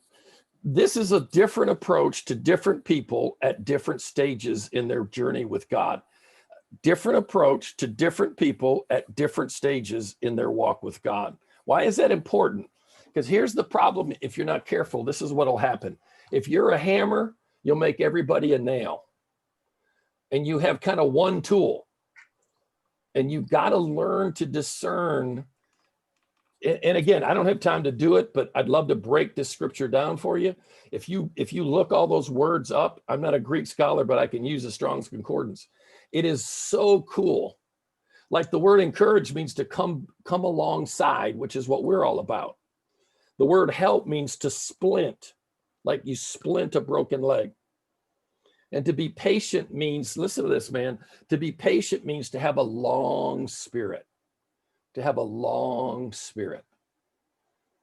And gosh, there's so many things we could say about that. If you need people to make progress for you to feel good about yourself, you're going to have a problem. Yeah. You're going to mess up the process. So it's God who's at work. It's God who's at work, man. All right. Jonathan, you want to jump into that top one there? Jonathan or Cliff? I'm sorry. What did I say, Jonathan? I must have been I looking. I think I'll just defer to Cliff since this All is right, his session. let Cliff. I must have been looking at. I must have been looking at you when I said it. Take it away, Jonathan. Hey, what Chip's saying there, it's not a one-size-fits-all answer. If you use a one-size-fits-all solution here, man, you're dangerous. None. Yeah, you become dangerous. You're going to hurt people. That's right. Yeah. You're going to hurt people. The first thing we want to say about this last point, the word is courage. And, the reason we chose that word is because that word sort of courage leaves the results to God when it comes to pastoral care. Courage leaves the results to God. And if this is up to you to sort of pull things out of people, or push people or into a mold, or make them conform, or get something out of it for yourself, like it's gonna fail. Courage leaves the results to God. Here's the first point. It takes courage to trust the invisible. It takes courage to trust the invisible. One of my favorite authors, Eugene Peterson, says, for the Christian, most of our reality is unseen. Most of our reality is unseen. And that's true in this kind of work. And when we show up to do this kind of work, we've got to remember that there are things happening that we cannot see. Paul in 2 Corinthians 4:18, he basically says, hey, change is happening before it is seen. We're going to fix our eyes on the unseen. We're going to gaze on things that cannot be seen, because we have a transcendent understanding of what's happening. We live beyond this world too. There is a balance. We literally live in a cross-pressured space of what's flesh and blood, what's imminent, and what's transcendent, what's to come, the already not yet. We're in that middle space, and it takes courage to live in that space and believe that there's something invisible happening, and it's not just all in our control. Courage, the second point is courage sees with inside eyes. My favorite example of this reality, this courageous kind of response, God takes this response when he comes to meet with Gideon in Judges 6. Gideon is scared as he can be, and there's a lot of reasons why, and it's understandable when you understand what's happening. But when God comes to Gideon, he's hiding out, trying to make bread for his family, doing the best he can, scared as he can be that he's going to get attacked. And God calls him. He says, Gideon, you mighty warrior, the Lord is with you. God saw in Gideon what Gideon didn't see in himself, because God saw with inside eyes. God knew there was a work that was already happening in Gideon. God had been preparing him for this day, for this battle. And you know what? The preparation wasn't over. And that story is incredible. When you start to look at how God was sort of breaking him down, building him back up, and making him into the warrior that God knew he already was, but God saw him with inside eyes, and that takes God kind of courage. So these cohorts aren't about what's visible. They're not about, this is not a time for us to talk shop in Chip's terms, okay? We're not here to talk shop. We're here to focus on what's unseen. It's not about church growth or COVID recovery strategies. Those things are what's visible. This is about what's invisible. It's about caring for the pastor as person, not so much as quote unquote leader or supervisor or manager. The pastor as person. And here's the thing. A lot of times, and then we said this earlier when we were talking about emotions, a lot of times we can the reason we fix our eyes on what is visible and what is seen is because it gives us a little more, it helps, it's kind of the quick fix to meet those needs. It's the quick fix. It's like a quick hit. It's like, it's like going through the McDonald's drive-through, there's something good about that kind of hits the spot. But if you live on a diet of that, you're going to be in trouble. If you eat fast food all the time and that's all you eat, you're going to be in trouble. So here's the deal. Relationship, or the invisible fuels, is the fuel for the mission. If we sort of see relationship or relational connection as slowing down the mission, then we're going to burn out. We're going to die. So relationship is kind of the healthy diet. It's sort of the vitamins, the supplements that we need to fuel the mission long term. But it's also sort of invisible. It's not always accessible. It's not as easy to see. It takes time to unfold. There's this reality. It kind of takes courage to trust that process. And that's really what Chip's going to talk about here in this last point, that there's a process, and it takes courage to trust the process. It takes courage to believe that the invisible is going to fuel the visible, that the relationship is going to fuel the mission. Good stuff. Good stuff. Good stuff. Just a random thought, sort of connected. I felt like the Lord stirred this in me in reference to the word courage. When the Bible uses the phrase "fear not," Cliff, since you're unmuted, what always follows that? Fear not what? The Lord is with you. Or fear not, for I'm with you. Here's what he said. He kind of enlightened me, or kind of gave me a little shot of, fear not, for I'm with you. He didn't say fear not because there's nothing to be afraid of. That's right. In other words, there's plenty of stuff to be afraid of. Plenty of stuff to be afraid of. We're going to be hurt. We're going to be blah blah blah blah blah. It's a circus out there, man, and a Stephen King type circus, not a. Yeah, and if you lose your sense of being afraid, you're going to get eaten by a freaking zombie, man. Yeah, courage is not feeling fear. Right. In fact, I think you're the most courageous when you feel the fear, but jump in the water anyways. And because listen, man, I've been at this a long time. It never completely goes away. The fear never completely goes away. And that's a good thing, I think. All right. So what we're going to do is we're going to start talking about, again, remember, we're talking about the skills of the facilitator / tour guide, and then the environment we want to create. Okay.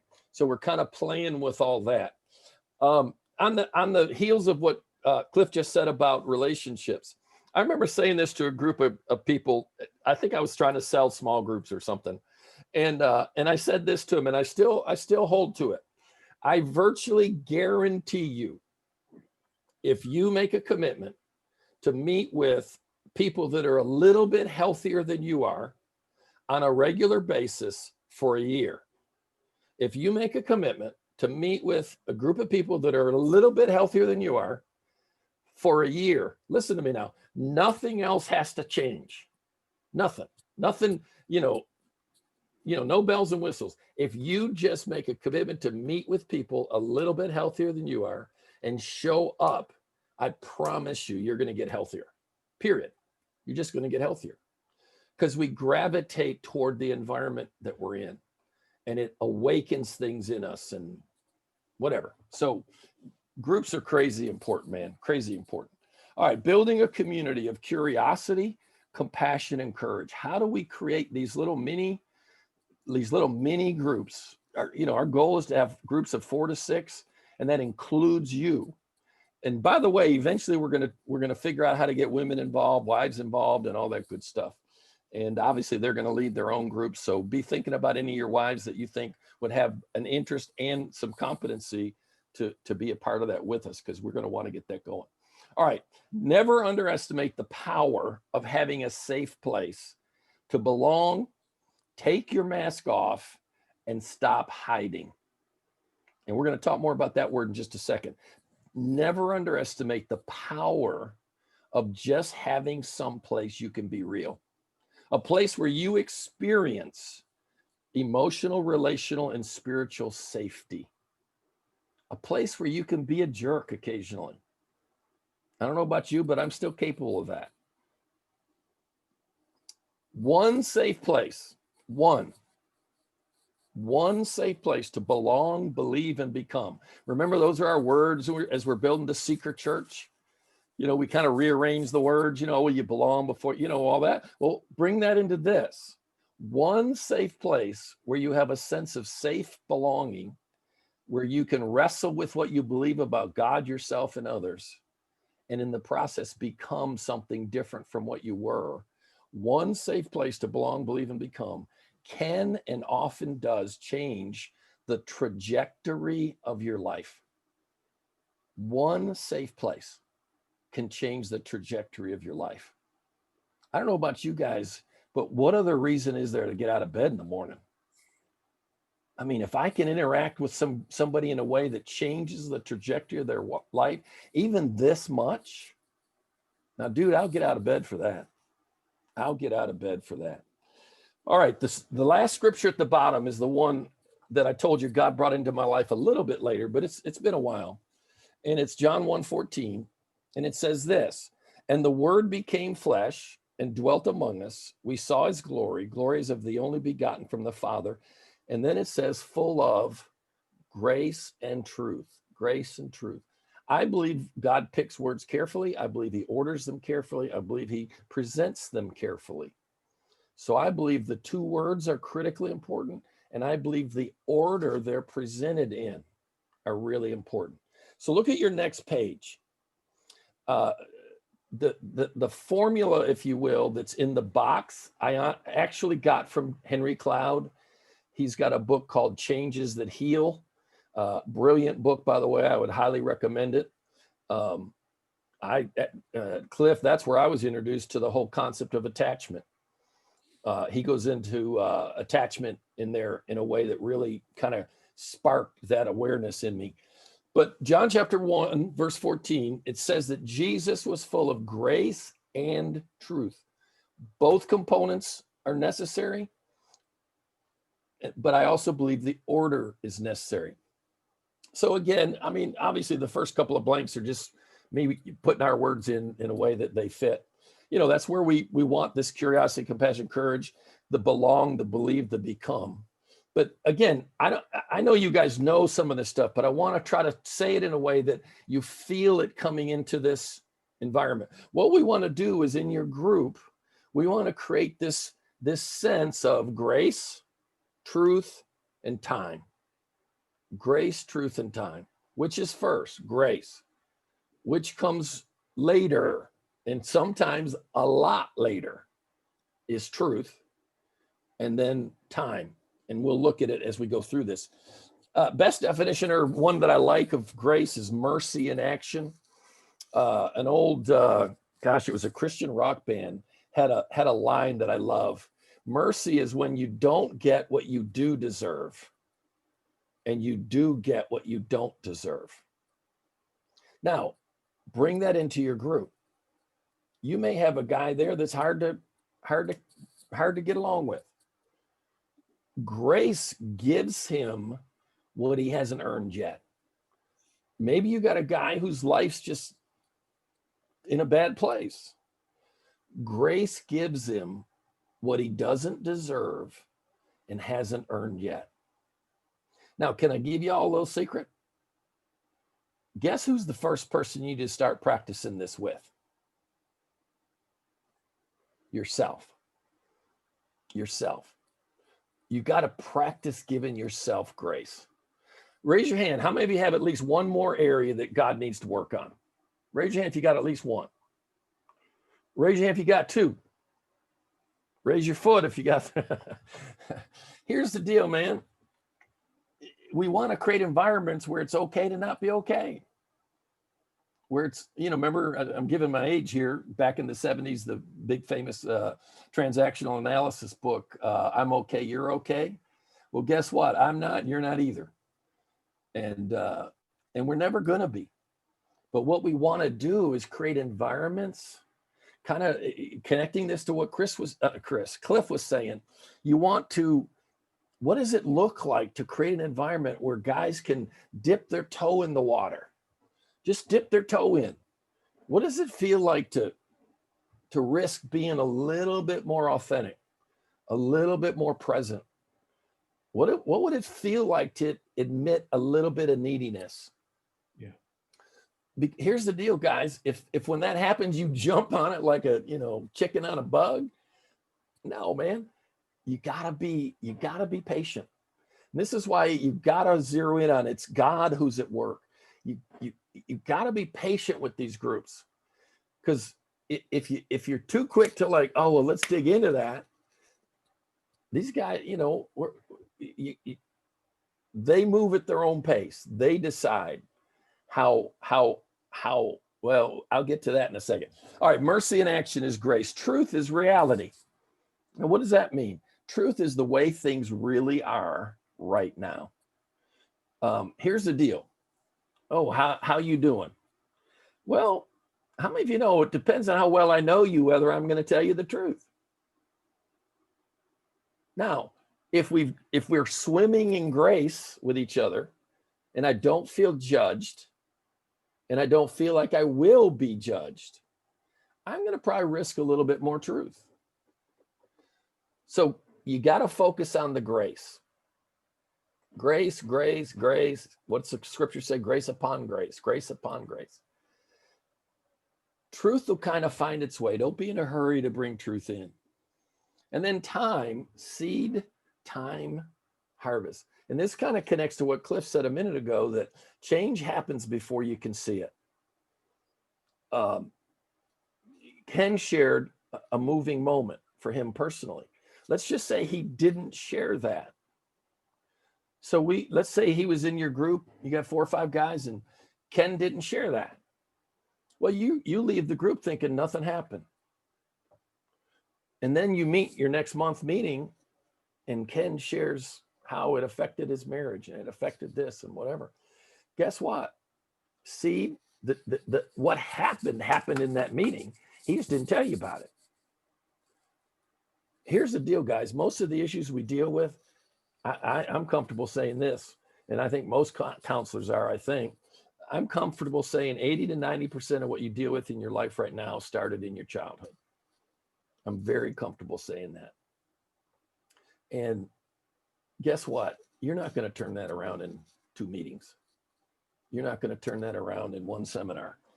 So grace, truth, and time. Grace says, I love and accept you just the way you are. Who did I say you got to start this with? Yourself. Wouldn't it be nice to look in the mirror and kind of cock your head and say, you're all right, dude. You're all right. You're all right. Grace says, I love you and accept you just the way you are. Truth says, but I love you too much to leave you the way you are. I long for friendships that value me, honor me, cherish me, celebrate me exactly the way I currently am. But I cherish friendships that care enough about my future to get in my face and say, dude, you're hurting yourself and don't even see it. Here's the deal. What do you think you ought to do if you find somebody who loves you just the way you are, but will also speak the truth to you? What do you think you ought to do? Pay them. Do whatever you have to do to keep them in your life. I knew there was going to be an offering somewhere. That's it, baby. If you've got somebody in your life that loves you right now, but will also have the hard conversation with you, write them a check, because you need them in your life. I would say this without any hesitation. The biggest thing missing in most leaders' lives is truth. The biggest thing missing in most leaders' lives is truth. Because the higher you go on the food chain, the less truth you get. And therefore, we've got to be pursuers of truth. We can't wait for it to come to us, because it's not going to. Because we're leaders. People are intimidated by us. We've got to go after it. We've got to hang out a sign that says, I want it. And then time is, I would be glad and honored to walk beside you for as long as it takes without judgment. You want the group to feel like that. You want to model that. You want it to ooze that sense of patience. Grace draws, truth changes. Change is a process, not an event. Now, I'm an old wild charismatic, so here's how I would say it. Change is an event punctuated process. I like events, but I don't live for them or on them. I believe we serve a God of process, not event, but he likes events too.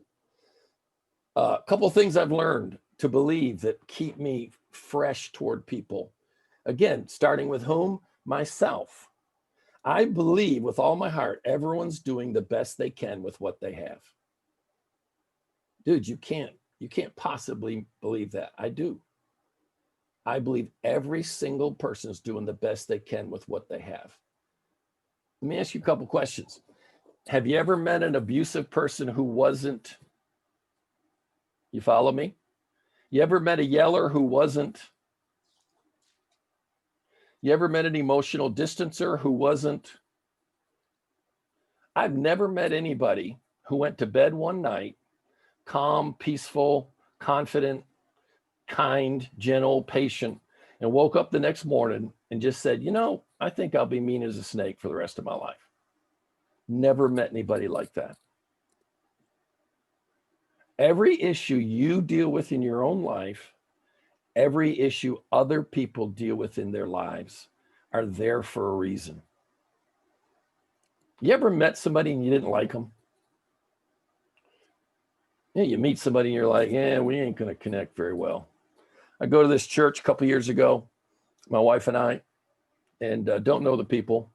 We go out to dinner Friday night. I'm going to do staff appointments Saturday, preach on Sunday and whatever.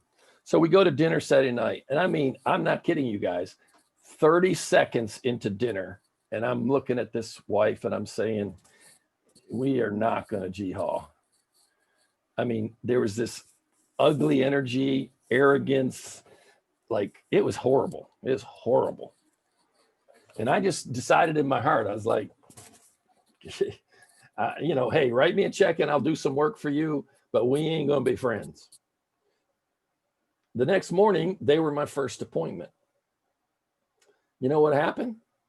How many of you ever judged someone and then you heard their story? So I got in there the next morning and they shared their stories. I was on my face. God, not in front of them. But I said, God, please forgive me. Please forgive me. I'm such an idiot. Once I heard her story, I was so impressed with her. When I realized what she had fought through to get to where she is. Are all people created equal? Now, that's a little tricky to, you know, most of us would probably say yes, but let me put some words to it.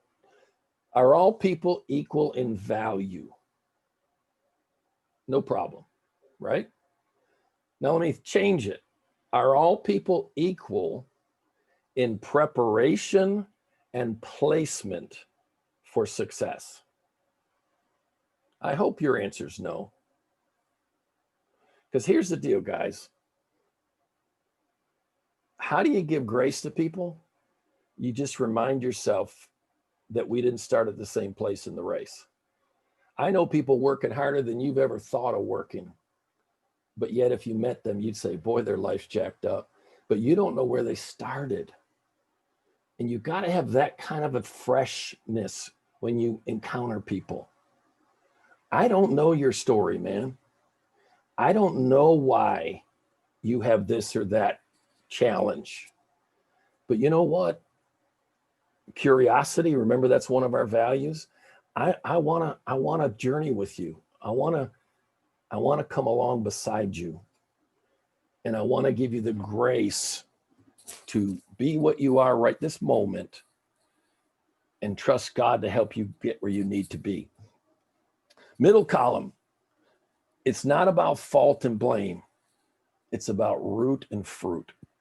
It's not about, you just want me to blame my parents. No, it's just figuring out kind of what Cliff just went through. I act and react to life certain ways because I feel certain things, because I need certain things, because I've developed strategies to get my needs met in certain ways because of early life experiences. That's where we want to get to. Why do I make the choices that I make? And we've got to create an environment where guys can wrestle with that. And then under time, mind the gap between the seed of a new choice and the harvest of new behavior. The light may go on before you see a change in behavior. And you just got to be careful how you measure your progress as the group leader. But to measure your progress carefully, you got to measure theirs and be careful with it. All right, Cliff, you're going to share this next little section here.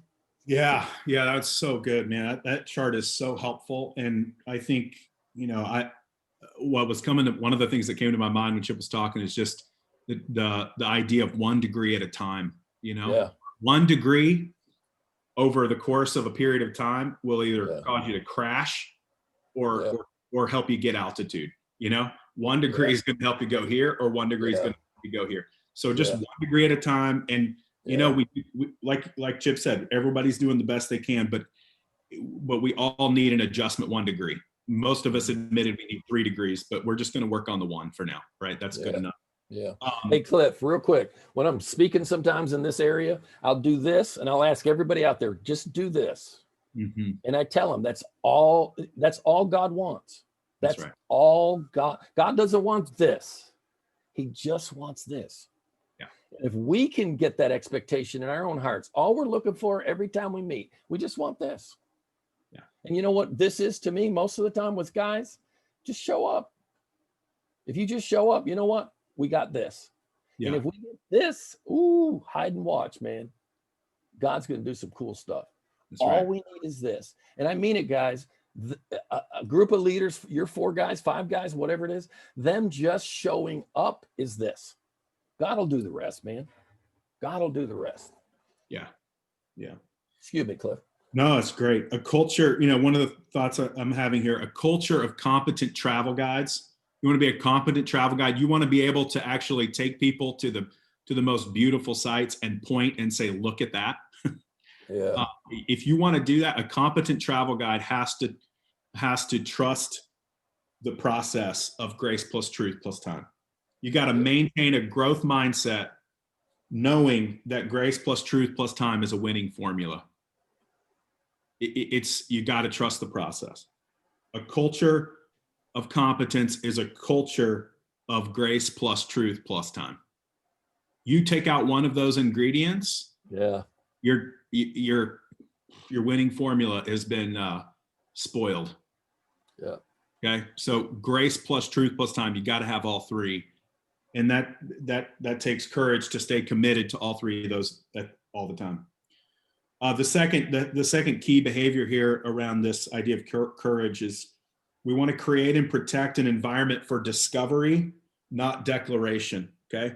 And again, this might sound like we're saying the same thing a different way. We kind of are. All right.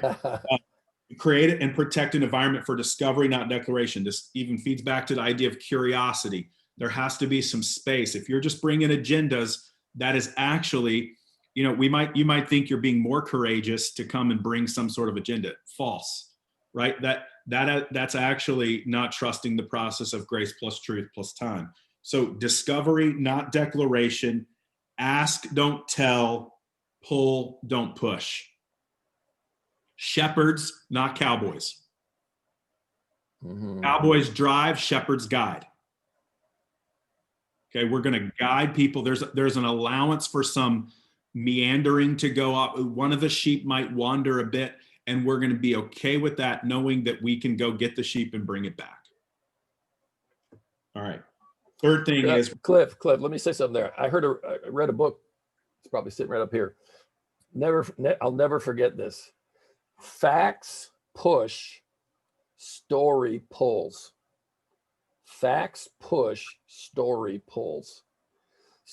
When people feel safe to share their past and current reality, their story, it pulls you into their reality. And when the group collectively is living their unmasked story, it pulls the reality out of them. Facts, doctrine, you might say, pushes. Story pulls people. Yeah. There's a place for facts. We're not absolutely. They're not denying that. But what happened so beautifully a little while ago in this group is I gave a bunch of facts. Ken gave a story. You do both of those things, man, you got a powerful, powerful formula. Okay. So we got to do both. Courage, what Ken displayed was courageous. It was a story, not a declaration. All right. Number 3, we're going to accept the limits of our responsibility, authority, and power. We got to know where our expertise starts and stops. Man, when we try to do things beyond our own limits, life is learning to live with your limits and losses. Absolutely. And your losses create limits, and your limits can create losses. But gosh, man, it can be frustrating, but it is beautiful to be able to live within your limits. You got to know when to sleep. You got to know when to eat. You don't eat, you get the shakes. You don't sleep, you get burnout. So know where know the limits of your responsibility, your authority, and your power. Trust the process that we talked about a few minutes ago that's invisible. Trust the process of communion. The Spirit is present. Trust the process of community. Christ is present in you. So when you show up, you are also bringing the presence of Christ. So there's a beautiful continuity there between what was happening before you showed up, what's happening when you show up, and what's going to happen after you show up. The presence of Christ is there in all of those spaces. We got to trust that process, knowing that change happens in relationships. All right, now here's the deal. We overplay this, we underplay this, we hit the ditch. Those are the behaviors to keep us on the road. We're going to hit the ditch one of two ways. If we operate out of a mindset of fixing people, we're going to stay kind of focused on exercising control over outcomes. That's a ditch. Okay, you want to report back to Chip, hey, I'm changing everyone in my group. All right, that's going to lead to, that's the mindset of fixing. That's a ditch. That's not really what we're going for. Okay. Second thing is, so that's sort of this overemphasis of I'm gonna fix everybody. Then the underemphasis of courage or showing up is sort of this: you lack relational presence, you're impatient with the growth process, you kind of miss opportunities. You're kind of like unaware. It's like it's kind of like you've lost sight of what the point is. That self-discovery isn't there's not any sort of openness to change or even noticing change. It's like this cluelessness. You kind of show up, you're kind of clueless, and usually that happens because you're distracted. You got too much going on. Okay. You can overemphasize controlling the outcomes. You get distracted, you underemphasize, and sort of you just don't even notice the change that's happening at all, and it leads to this sort of cluelessness. Okay, people need you to show up. Yeah. Trusting the process of grace plus truth plus time. That chart, dude, y'all, that's gold. I mean, just put that in front of you when you show up to your group meetings. Have it on your desk. Put it on the wall. I mean, that is gold. You know, Cliff, like I already told you, I got the cynicism, sarcasm, so I'm going to be calling you. But so I kind of think that way. But I was thinking, show up, when you said that a second ago, and here's what I was thinking. And I sort of mean this, but I'm saying it sarcastically. Sometimes what you need to do is show up and shut up. Yeah. Yeah. Here's the thing about what we want in these groups. If your groups are done well, here's what the reality is going to look like. It'll be very difficult for you to take direct responsibility for anything that happens. I'm going to say that again. It'll be very difficult for you to take direct responsibility for anything that happens. Why? Because all your job is to be a steward of the environment. Just be a steward of the environment and trust the process. Steward the environment, trust the process. Steward the environment, trust the process. And you will be amazed at what God does. I mean, Jeff and I have been doing these groups for a while. Josh joins theirs in one of them. Tim's, where is he? He's in one of them. It blows my mind, man. You can start off kind of like, well, let's talk about blah, blah, blah. And next thing you know, a guy will share something. And this guy over here will ping off of what he just shared. This guy will ping off of what, and next thing you know, you're at a depth of something you couldn't have gotten there if you tried on your own. Steward the environment, trust the process. It's I know this is a dumb word, but it's like magic. It's like magic. And it really does boil down to grace, truth, and time. And here's the thing, guys, you've got to learn to live in that yourself. And that's what this last section is about. This last section blows my mind, and whatever, I'm going to try to cover it without chasing too many rabbits. I believe this is the ultimate place where remember at the front end, the very first thing I said was, where are we all? And it was between. And I believe where we're between is this concept right here. What's the greatest obstacle? This is in your notes. What's the greatest obstacle, barrier, or threat between you and what you believe God wants for you? In one word, what's the greatest barrier, obstacle, or threat? One word. Somebody. Not you, Cliff. What do you think? One word. Fear. Absolutely. Fear. Fear. Now, you know what I love about this? Counselor, raised what I call American heathen, coming to Christianity in my 20s. And you know what I love about Christianity? It makes sense, and it answers all the deepest questions of the human soul. And this is gold right here. Genesis 2:25 says this. It's after the marriage stuff. Genesis 2:18, it's not good for men to be alone. Cliff did a great job talking about how created in the image of God is the whole relationality, which is a weird word, by the way, but relationality. That's an inside joke. But I hope it's a joke. But it's not good for men to be alone. You get down a little further. For this cause, a man will leave his father, mother, whatever. And then you get to the last verse of chapter 2. And it says this: they were both naked and felt no shame. Now, guys, you gotta pause there a moment. They were exposed, known, vulnerable. Put any word you want in there. They were completely visible in every possible way. Now, here's where it's crazy. Zero sense of inferiority. Zero sense of comparison. Zero sense of, God, I really like how you made me, but zero. Oh my gosh, can you imagine what that would feel like? Now, here's what blows my mind. 10 verses later. I don't know how many verses there are in the Bible. Anybody know? I'm sure it's thousands and thousands. 10 verses later. The enemy comes. Has God indeed said? I mean, there's so much preaching here. Oh my gosh. Bottom line is they fall. 10 verses after 225, God comes looking, verse 8 or 9. Where are you, Adam?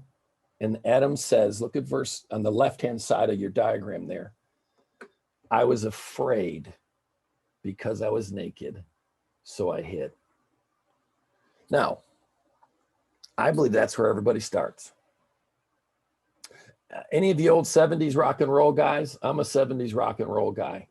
Well, there was an old song called Woodstock, and it had this line in it. We've got to get ourselves back to the garden. That line's brilliant. If you ask me, what is the purpose of Christianity? You know what I would say? To get people from Genesis 3:10 back to Genesis 2:25. If you ask me, what is the purpose of Christianity? I would say to you, to get people from Genesis 3:10 back to 2:25. Now, starting with whom? Point at yourself, please, just for my benefit. Starting with you. How many of you have a flaw or two you wouldn't want us to know about? Raise your hand if you've got some issue in your life you'd probably prefer we didn't know about it. Well, guess what that's called? Now, that's a very minor way of saying it, but that's shame. That's a sense of incompleteness, insufficiency, inferiority, manufacturing defect, whatever you want to call it. Here's the thing. God's solution to shame is not to fix all your imperfections. God's solution to shame is not to fix your imperfections. It's to make you okay with your imperfections. Why? How? Because he is. Because he is. The goal of the gospel is not to eradicate your imperfections and frailties and shortcomings. It's not the goal of the gospel. The goal of the gospel is to enable you to receive love, soak in love, live in love, and give love while you and the people you're sharing it with still have imperfections. I say a lot, the goal of the gospel is to agree with God about me. Absolutely. Absolutely. So, what am I trying to say to you? I believe all of us start with shame. All of us start with fear. The default settings, if you look down a little bit in your diagram there, I believe the default settings of the human soul are fear, shame, and hiding. What is hiding? Hiding is just all the different strategies we use to make you think I'm something I'm not. Because I'm not okay with what I am. I would feel no pressure to convince you, persuade you, deceive you into thinking I'm something I'm not, unless I didn't like what I was. We got all kinds of ways we can do that. Gosh, you could take all kinds of side trips here. Again, on the left-hand side, up toward the top, here's the way I think it sounds today. I'm afraid if you really get to know me, you won't like me, so I hide. Now, here's what's cool. You go over to the other side. They were both naked, felt no shame. That's where we're trying to get back to. 1 John 4. 1 John 4, gosh, dude, you got to spend some time there, man. Says this, we have come to know and believe. I think it's 16. 1 John 4, 16. We've come to know and believe. We've come to know and believe. Gosh, I wish we had time to chase those two rabbits down. We've come to know and believe. Now, if you know your Bible, you know it goes on to say, we've come to know and believe the love that God has for us. Well, here's the deal. That's a lie for most of us. It's an incomplete reality. We have come to know and believe lots of things that are not true about God, about ourselves, and about each other. this whole journey is all about capture, question, replace. Identify, challenge, change. I got all kinds of ways to say silliness. Here's the deal, man. We've come to know and believe stuff. My father would say to me, "You're lazy, you'll never amount to anything." My father liked my older brother more than me. I don't think he loved him more than me, but he liked him more than me. Why? They were more alike. They had more shared interests. My dad was the hunter and the fisher and the whatever. I was a book freak. I love books more than anything until I found out about girls. But so I come into my Christianity, and guess what? I just assumed God was going to love me because he had to. I had this, we've come to know and believe. I had a belief stored in my soul, and here's what it sounded like. I'm a disappointment. I even told Seacoast at my job interview, I make a great first impression. Think about that a second. I make a great first impression, but after you get to know me, I'm going to disappoint you. And you know what? It's true. It's true. But you know what? I don't care anymore because you disappoint me too, just in different areas. I'm extremely competent in some areas, and I'm extremely incompetent in others. And you know what? I'm okay with that. I'm okay with that. I love this little package of thoughts. Know yourself, like yourself, be yourself. And when I say know yourself, I mean it ruthlessly. I mean, know yourself like, dude, I suck at that. I'm okay at that, but I'm really good at that. I proved in 4 years of my church, I proved I couldn't build a church. I sucked. And I lived with inferiority and insecurity around strong male authority figures, partly because of my dad, and partly because I was comparing myself in areas of weakness to them in areas of strength. Eventually, I got to where God helped me realize it wasn't my assignment to build churches. It was my assignment to repair and build people. Eventually, here's what it turned into. I drive onto your property to work with you and your staff.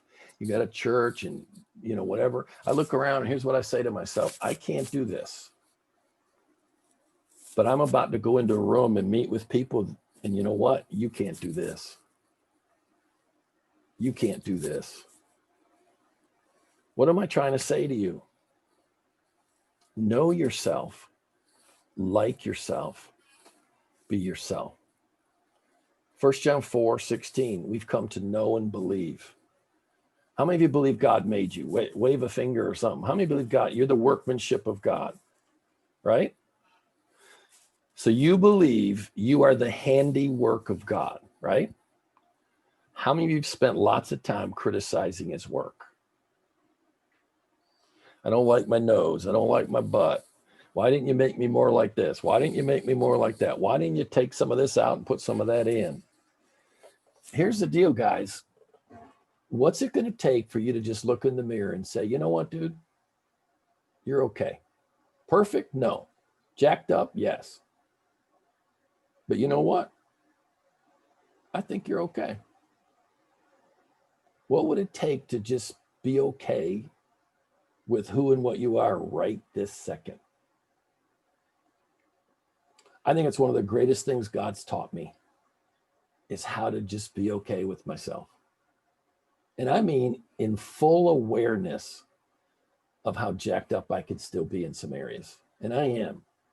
Trust me, I am. Now, all of this starts with you. Who's the hardest person you're ever going to have to learn to love? Now, if you believe that, you need to chew on that. The hardest person you're ever going to have to learn to love is yourself. Matthew 22, Jesus, what's the great commandment? Love God with all your heart, soul, mind, and strength. Love your neighbor as yourself. Willow Creek does their study a few years back. Anybody read that? Called Reveal. Their conclusion was this: we've made discipleship also complicated that we're off track. Discipleship's simple, and it's two things. Build people that love God and love others. Guess what, guys? They were wrong. It isn't what the Bible says. It says love God, love others as you love yourself. It's really hard to give something away you haven't learned how to receive. You know what I think is the two things we should teach Christians the first 6 months of their journey? How to receive and rest. How to receive the Father's love and rest in his love. 1 John 4:19. We love him because he first loved us. So who does which first? The first thing you should do every day is not tell God, I'll do this, I'll do that. You're awesome, God, blah, blah, blah. The first thing you should do every day is say, God, I'm just going to sit a minute and let you love me. I'm just going to sit here a minute and do what you created me for. And that is receive your love. God didn't create you to love him. God didn't create you to serve him. God didn't create you to worship him. God created you so he could love you. Your number one purpose in life is to learn to allow God to love you. Now, you know my test of theology? My test of good theology is how does it live? Can I tell y'all something? This lives good. This lives good. I mean, I still got stuff to work on. But you could basically take my 44 years and split them in half. And I lived the first under the fear of inferiority and all that. And then somewhere in there, I learned how to receive and rest, R&R, receive and rest in the Father's love. To say it was like getting saved all over again is an understatement. John 14, Jesus says, hey guys, I'm getting ready to go away. You know where I'm going, so you know the way. Time out, Jesus. We don't know where you're going, so we don't know the way. John 14:6, Jesus says, I am the way, the truth, and the life. The rest of it, no one comes to the Father but through me. Here's my theological adjustment. Jesus didn't die to bring you to heaven. He died to bring you to your Father. And I tell you guys something will shift in you like you've never dreamed when you learn to be at home and at peace in the Father's love. And if you learn to receive and rest in his love, if we all learn that, encourage each other, nudge each other, pull and push and poke and whatever, yow. Perfect love does what to fear? Runs it out the door, man. I could run my mouth all day. Chip, can I share something? As you're sharing that, I feel like one of the things that God's kind of impressing on me, kind of that mirror reflection thing. But as a greater thing, I think the reason there's so much burnout in ministry among pastors isn't because ministry is hard, because if we're called to it, then God's going to supply the power to do it. I think the burnout happens because deep down inside, a lot of us, we don't like ourselves. We're not comfortable with ourselves. And so what we do is we present those parts of us that we feel like will be acceptable or pleasing to others, but then we have to maintain that over and over and over again. But God's never going to give us the power to maintain those things, because he never wants us to maintain those things, because that's not who we really are or how he really sees us. Absolutely. And so we experience burnout because all of our energy is spent on the facade that we have to put forward, not because we're spending so much energy on the ministry. And then we feel alone because we have nobody that we can share that with and let down that guard and be re-energized and truly receive the Father's love in the context of community like he created us for. That's good. Absolutely. Jeff, Yeah. the problem is not the profession. The problem is the person. Yeah. And we often want to try to, and I think a lot of even the stuff that's out there that's speaking to mental health and pastors, some of it, if we're not careful, some of it is focused on the problems with the profession, when really the problems with the people that are in the profession. And that, and because you could quit being a pastor and go be a CEO tomorrow, and you're going to have the same problems. Yeah, the problem's not, and so we want to bring the high. I mean, I love the role, the office, the beauty of the pastoral, calling, and we don't want to take away from that by highlighting all the liabilities, quote unquote, that come with the profession. We really want to prepare people to serve in the high and make sure that they're healthy when they enter into the calling. So I think what you're pointing out is spot on. And I really, really appreciate that perspective, man. Thank you. And there's a lot of ways to kind of approach that subject. Matthew 11:28-30, you referenced it earlier. Come unto me, all you weary and heavy laden, and I'll give you rest. Take my yoke upon you and learn from me. I'm lowly and humble in heart. You'll find rest for your souls. For my yoke is easy. And my burden is light. Here's my deal, guys. If your yoke's not easy and your burden's not light, then you didn't get it from Jesus. I'm going to say that again. If your yoke's not easy and your burden's not light, you did not get it from Jesus.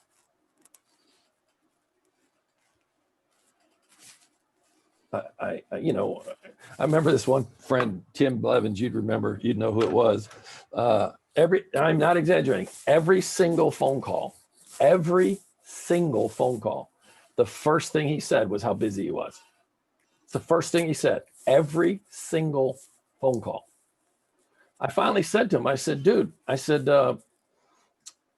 who do you report to? He kind of quiet for a minute. He said, well, I'm the senior pastor. I don't report to anybody. I said, okay, then hold it a minute. Every time I talk to you, tell me how busy you are. Aren't you your own boss? You understand what I'm trying to say? There's a seductive blindness built into that,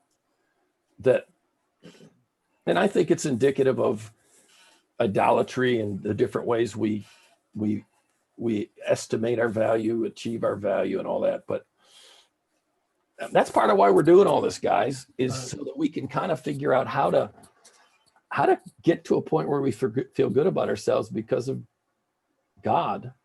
Right. I would say it this way: we get our worth and value from the inside out, not the outside in. Totally. And if you get your worth and value from the outside in, you are an idolater, and it's going to be a rough road. And I don't say that judgmentally. We all are. But it's good stuff. Really good stuff. How to get out of it. Yep. We got 15 minutes. How would we like to land the plane? Ken, were you going to do a bit of a summary? I know we talked about that. I can if need be, but if you guys need Q&A, whatever you wanted to do with the guys, but whatever they feel like they need. You guys want to do any Q&A or anything? Observations? Anything? I would like to meddle with your statement. If your yoke's not easy and your burden's not light, then it isn't from Jesus.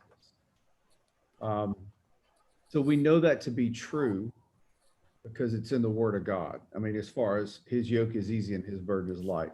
Right. But if you probably talk to 1,000 people doing ministry, they would not necessarily feel always easy, always light. So how do we, going to the cross probably didn't feel easy or light. So how do we tie the two together? Can I speak to that? This is Jonathan. Sure. So going to the cross, Jesus was carrying an awful burden. It was heavy. In fact, it was too heavy for him to carry. And so he accepted the help of a friend named Simon, which, by the way, the Bible says, bear one another's burdens and fulfill the law of Christ. Sometimes the burden's too heavy because we're not sharing that burden with other people. Simon helped him carry this cross. So it was something only Jesus could do, but he couldn't do it by himself. Simon's name means listener.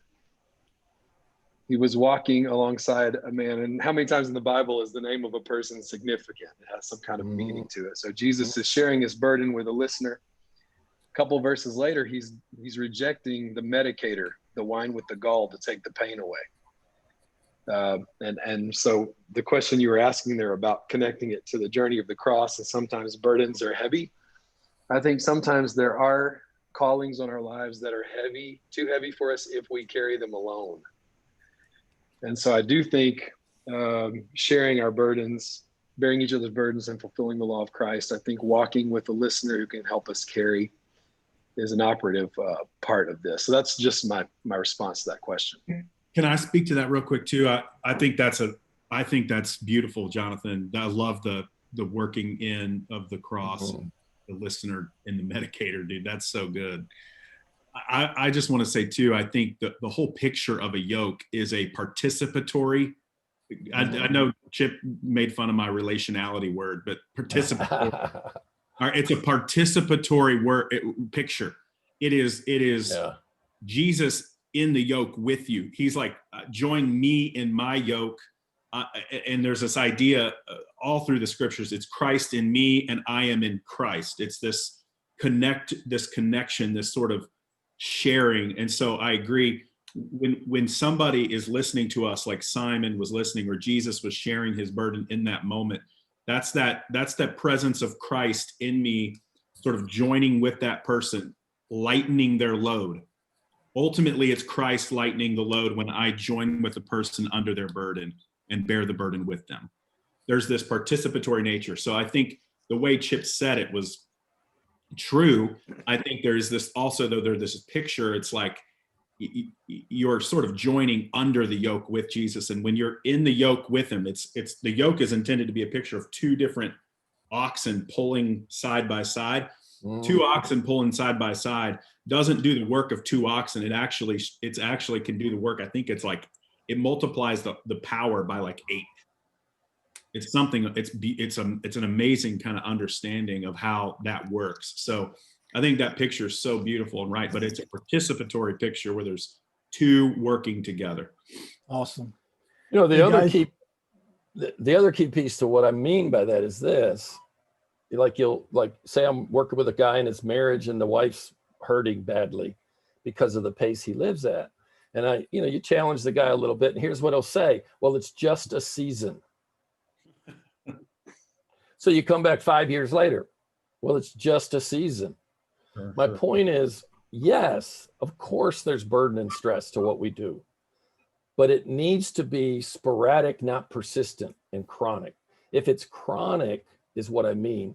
If you're chronically overburdened by your calling, you're listening to somebody besides just Jesus. That's a good way to say it. Hey guys, let's land the plane. We promise you'd be finished by 12:30. Chip, Cliff, awesome stuff. I mean, you guys know myself and Jeff have been working with Cliff a little bit, but this was beyond even my expectation. I want to say that this was really, really, really good. I felt the combination of helping with the environment and the practices was so, masterful. And I felt like this was not just content to think about, but it was really went to the soul. And so if we can continue to create this by the groups, this was outstanding. So guys, just a little bit of a summary, if I can do it. Again, our goal is to try to help groups with leaders grow in self-awareness, move with intentionality towards self-care and soul care, and increase the health of their relationships. We feel like we can do that, again, by groups of 5 to 6. with trained facilitators. And so this is why we're giving this as much time as we are here. We probably got another 10 guys that couldn't be on the call today, and they'll get the recording.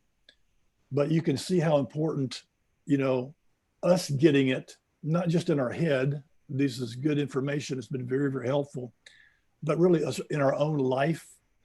I love the way that, Chip kind of summarized it. If we can help steward the environment, help create and steward the environment, because that's going to be so critical, but also then trust the process. And the values, that they gave today with the 3 C's, trying to make it, easy to remember. But the whole thing about curiosity, compassion, and courage. And then I thought all the material, but especially the stuff about, the emotions, the need, the hero, the martyr, those type of things, because that's just something you don't usually get in these type of groups. A reaffirmation. We're not looking for these groups to mainly be groups driven by content. We're all going to go through a book together and then talk about it, the discussion questions. We will be given some content at times that will maybe help this. We're not looking for these groups to be accountability groups. We're trying to keep guys out of not looking at pornography or whatever. I mean, that may come up in the conversations, but that's what the groups are about. These groups are really that there's a safe place for all of us to learn to go deeper in this so we can live well, and finish strong. Here's where we're at in this, kind of the next practical steps. We're going to be asking guys who have, we've invited to consider being a facilitator, to consider and say yes or no, whether you feel like that this is still something for you. You can go in prayer about it, have further conversations to maybe one of us who invited you. You're getting a little bit of an idea what we're talking about. But we need some, pretty clear yeses or nos, I would say in the next, 2 weeks, and we'll get back to everybody about that, where you can say, yes, I feel like I'm in for 2021. That would be the first thing. Then after that, we're going to give you a time frame, language, and a process to start inviting guys. So they'll know what we're using, similar language to what we're inviting them into. We're starting to work on a website, it'll be a micro website, just maybe a couple of pages where they can go see what we're doing, further sign up, that type of thing.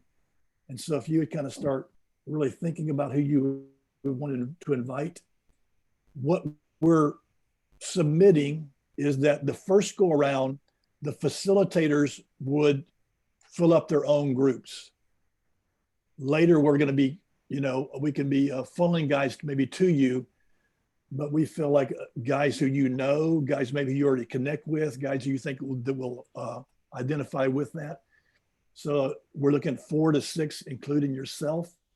So if you've got a list or guys you're praying with, praying about, or have even had conversations with, that's where we're going. Then what we're looking to do is to officially launch it somewhere probably first or second week in January. And it would be an intentional group, once a month, us kind of, again, studying this conversation. And the other thing we would be asking then for facilitators, if you say yes, we're looking at least, I think, maybe once a month, probably once a month, not anymore.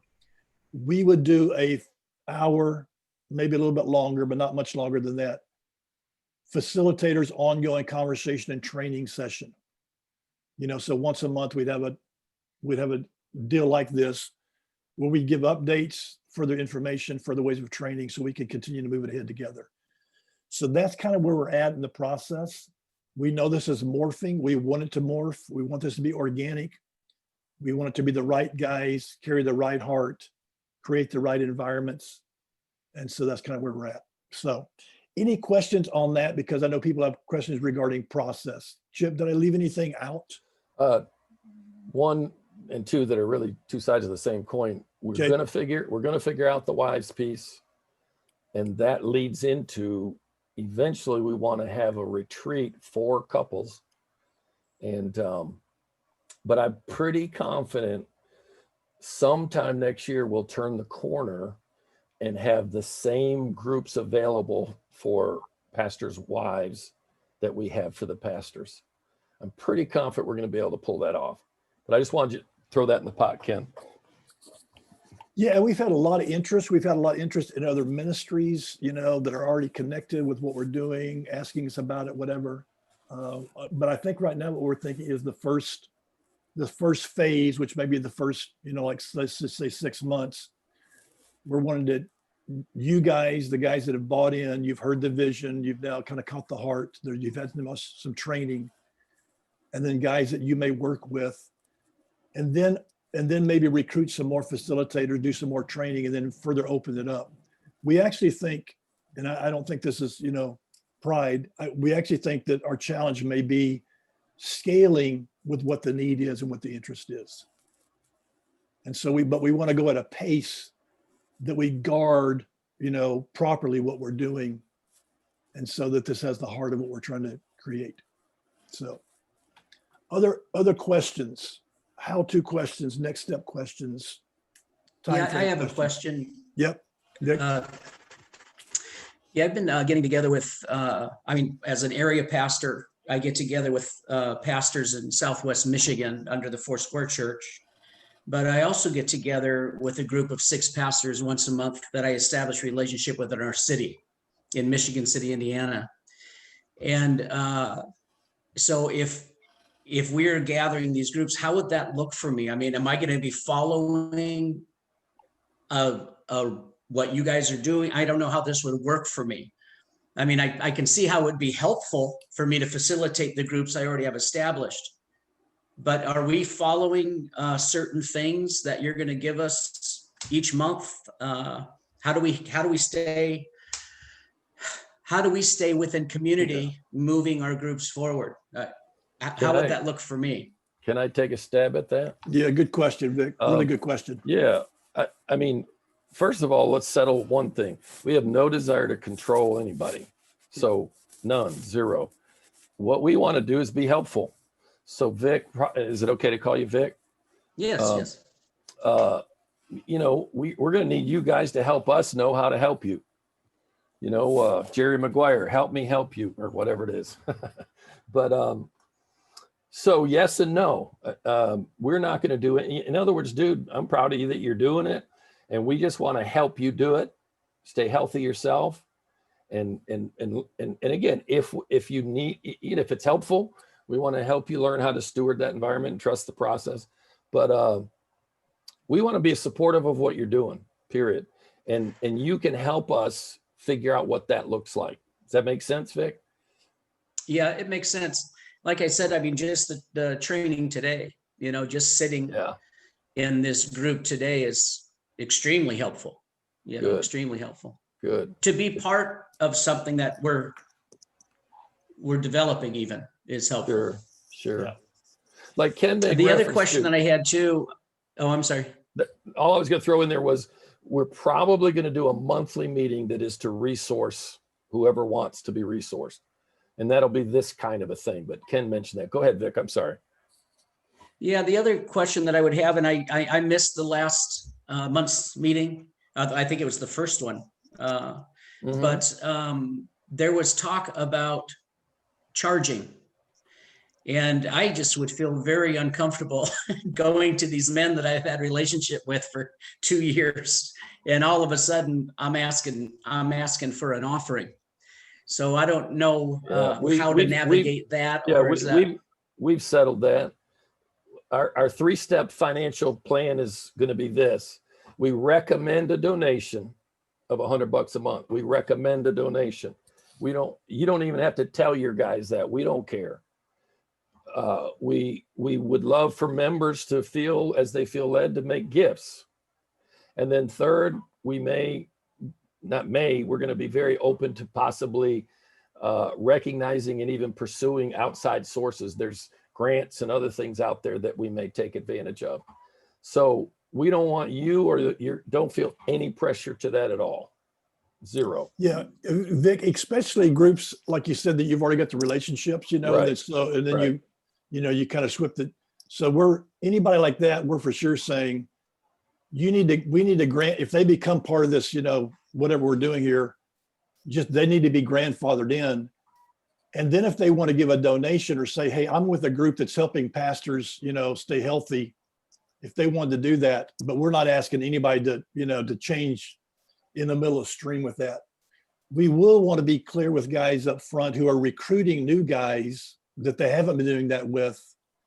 Guys, is it worth it to you $100 a month to stay healthy? That type of thing. Or would your church do that type?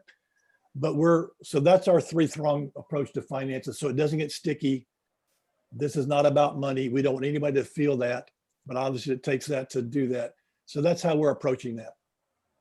We've had other guys who are actually reaching out to other pastors who are in systems who may not have, their bivocation or whatever, and they don't really have the funds. They're going to find other sources so they can scholarship them to be a part of a group. Mm-hmm. So we're leaving that really open pretty much to how God leads the leaders and how he leads the groups. All right, real quick, we could stay on here for a bit longer, but I just want everybody to know we're past 12:30. Yep. We were blown away and honored that you believed enough in what we're doing to show up. Feels to me like it was worth it. And feel free to bug out whenever you need to. And we'll hang around for a little bit longer and answer questions if you want to. Great. Good. I have a quick question or maybe a statement or something for us to chew on. Okay, like Vic was talking about, there's also a group that we have kind of gathered on Friday mornings. And some of them, everybody's either in ministry or has been in ministry. So I could see a lot of value. But I also think it might be cool for us to consider those guys might even get more out of it if I'm not the leader, right?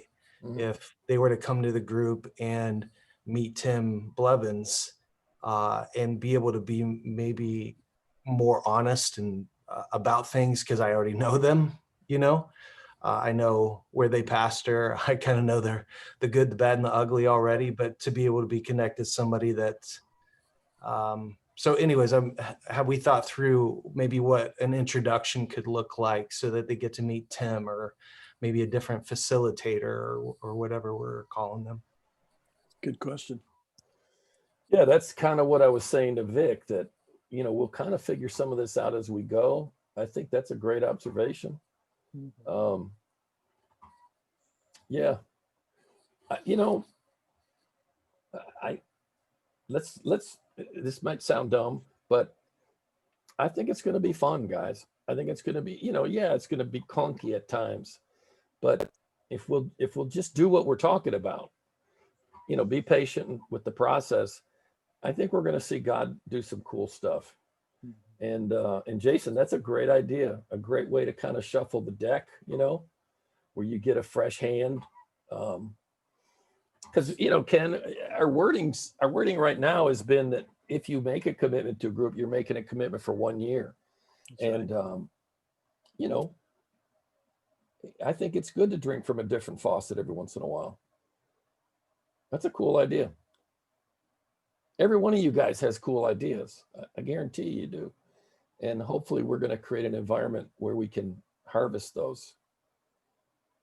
That's part of why we want to get a website up and going, where we could create some kind of I'm not that techie, but create some way that we can stay in touch with each other, maybe post a question and then field answers, and who knows, man, I don't know, but share resources we found helpful. I'm excited, man. I'm about done for today. I'm too. Meaning I'm tired. Thank you so much. Thanks for being here, you guys. Thank you guys. Yeah. I know for finding God bless y'all. 3.5, 4 hours. Thanks, I'm excited to hang out with guys like you that really want to help guys for no real benefit to yourself. Yeah. And that's awesome. Yeah. Thanks, guys. This was good. We had a great turnout. Cliff, you did a great job. Tim, did you get saved, man? You did a great job. How good to see you, man. It was a great rededication. Later, Seth. Tim, I was hoping you'd bow your knee to Jesus today. I'm a stubborn soul. I love you, man. Love you, bro. Thanks for everything, guys. Later. Dude, I thought it went great.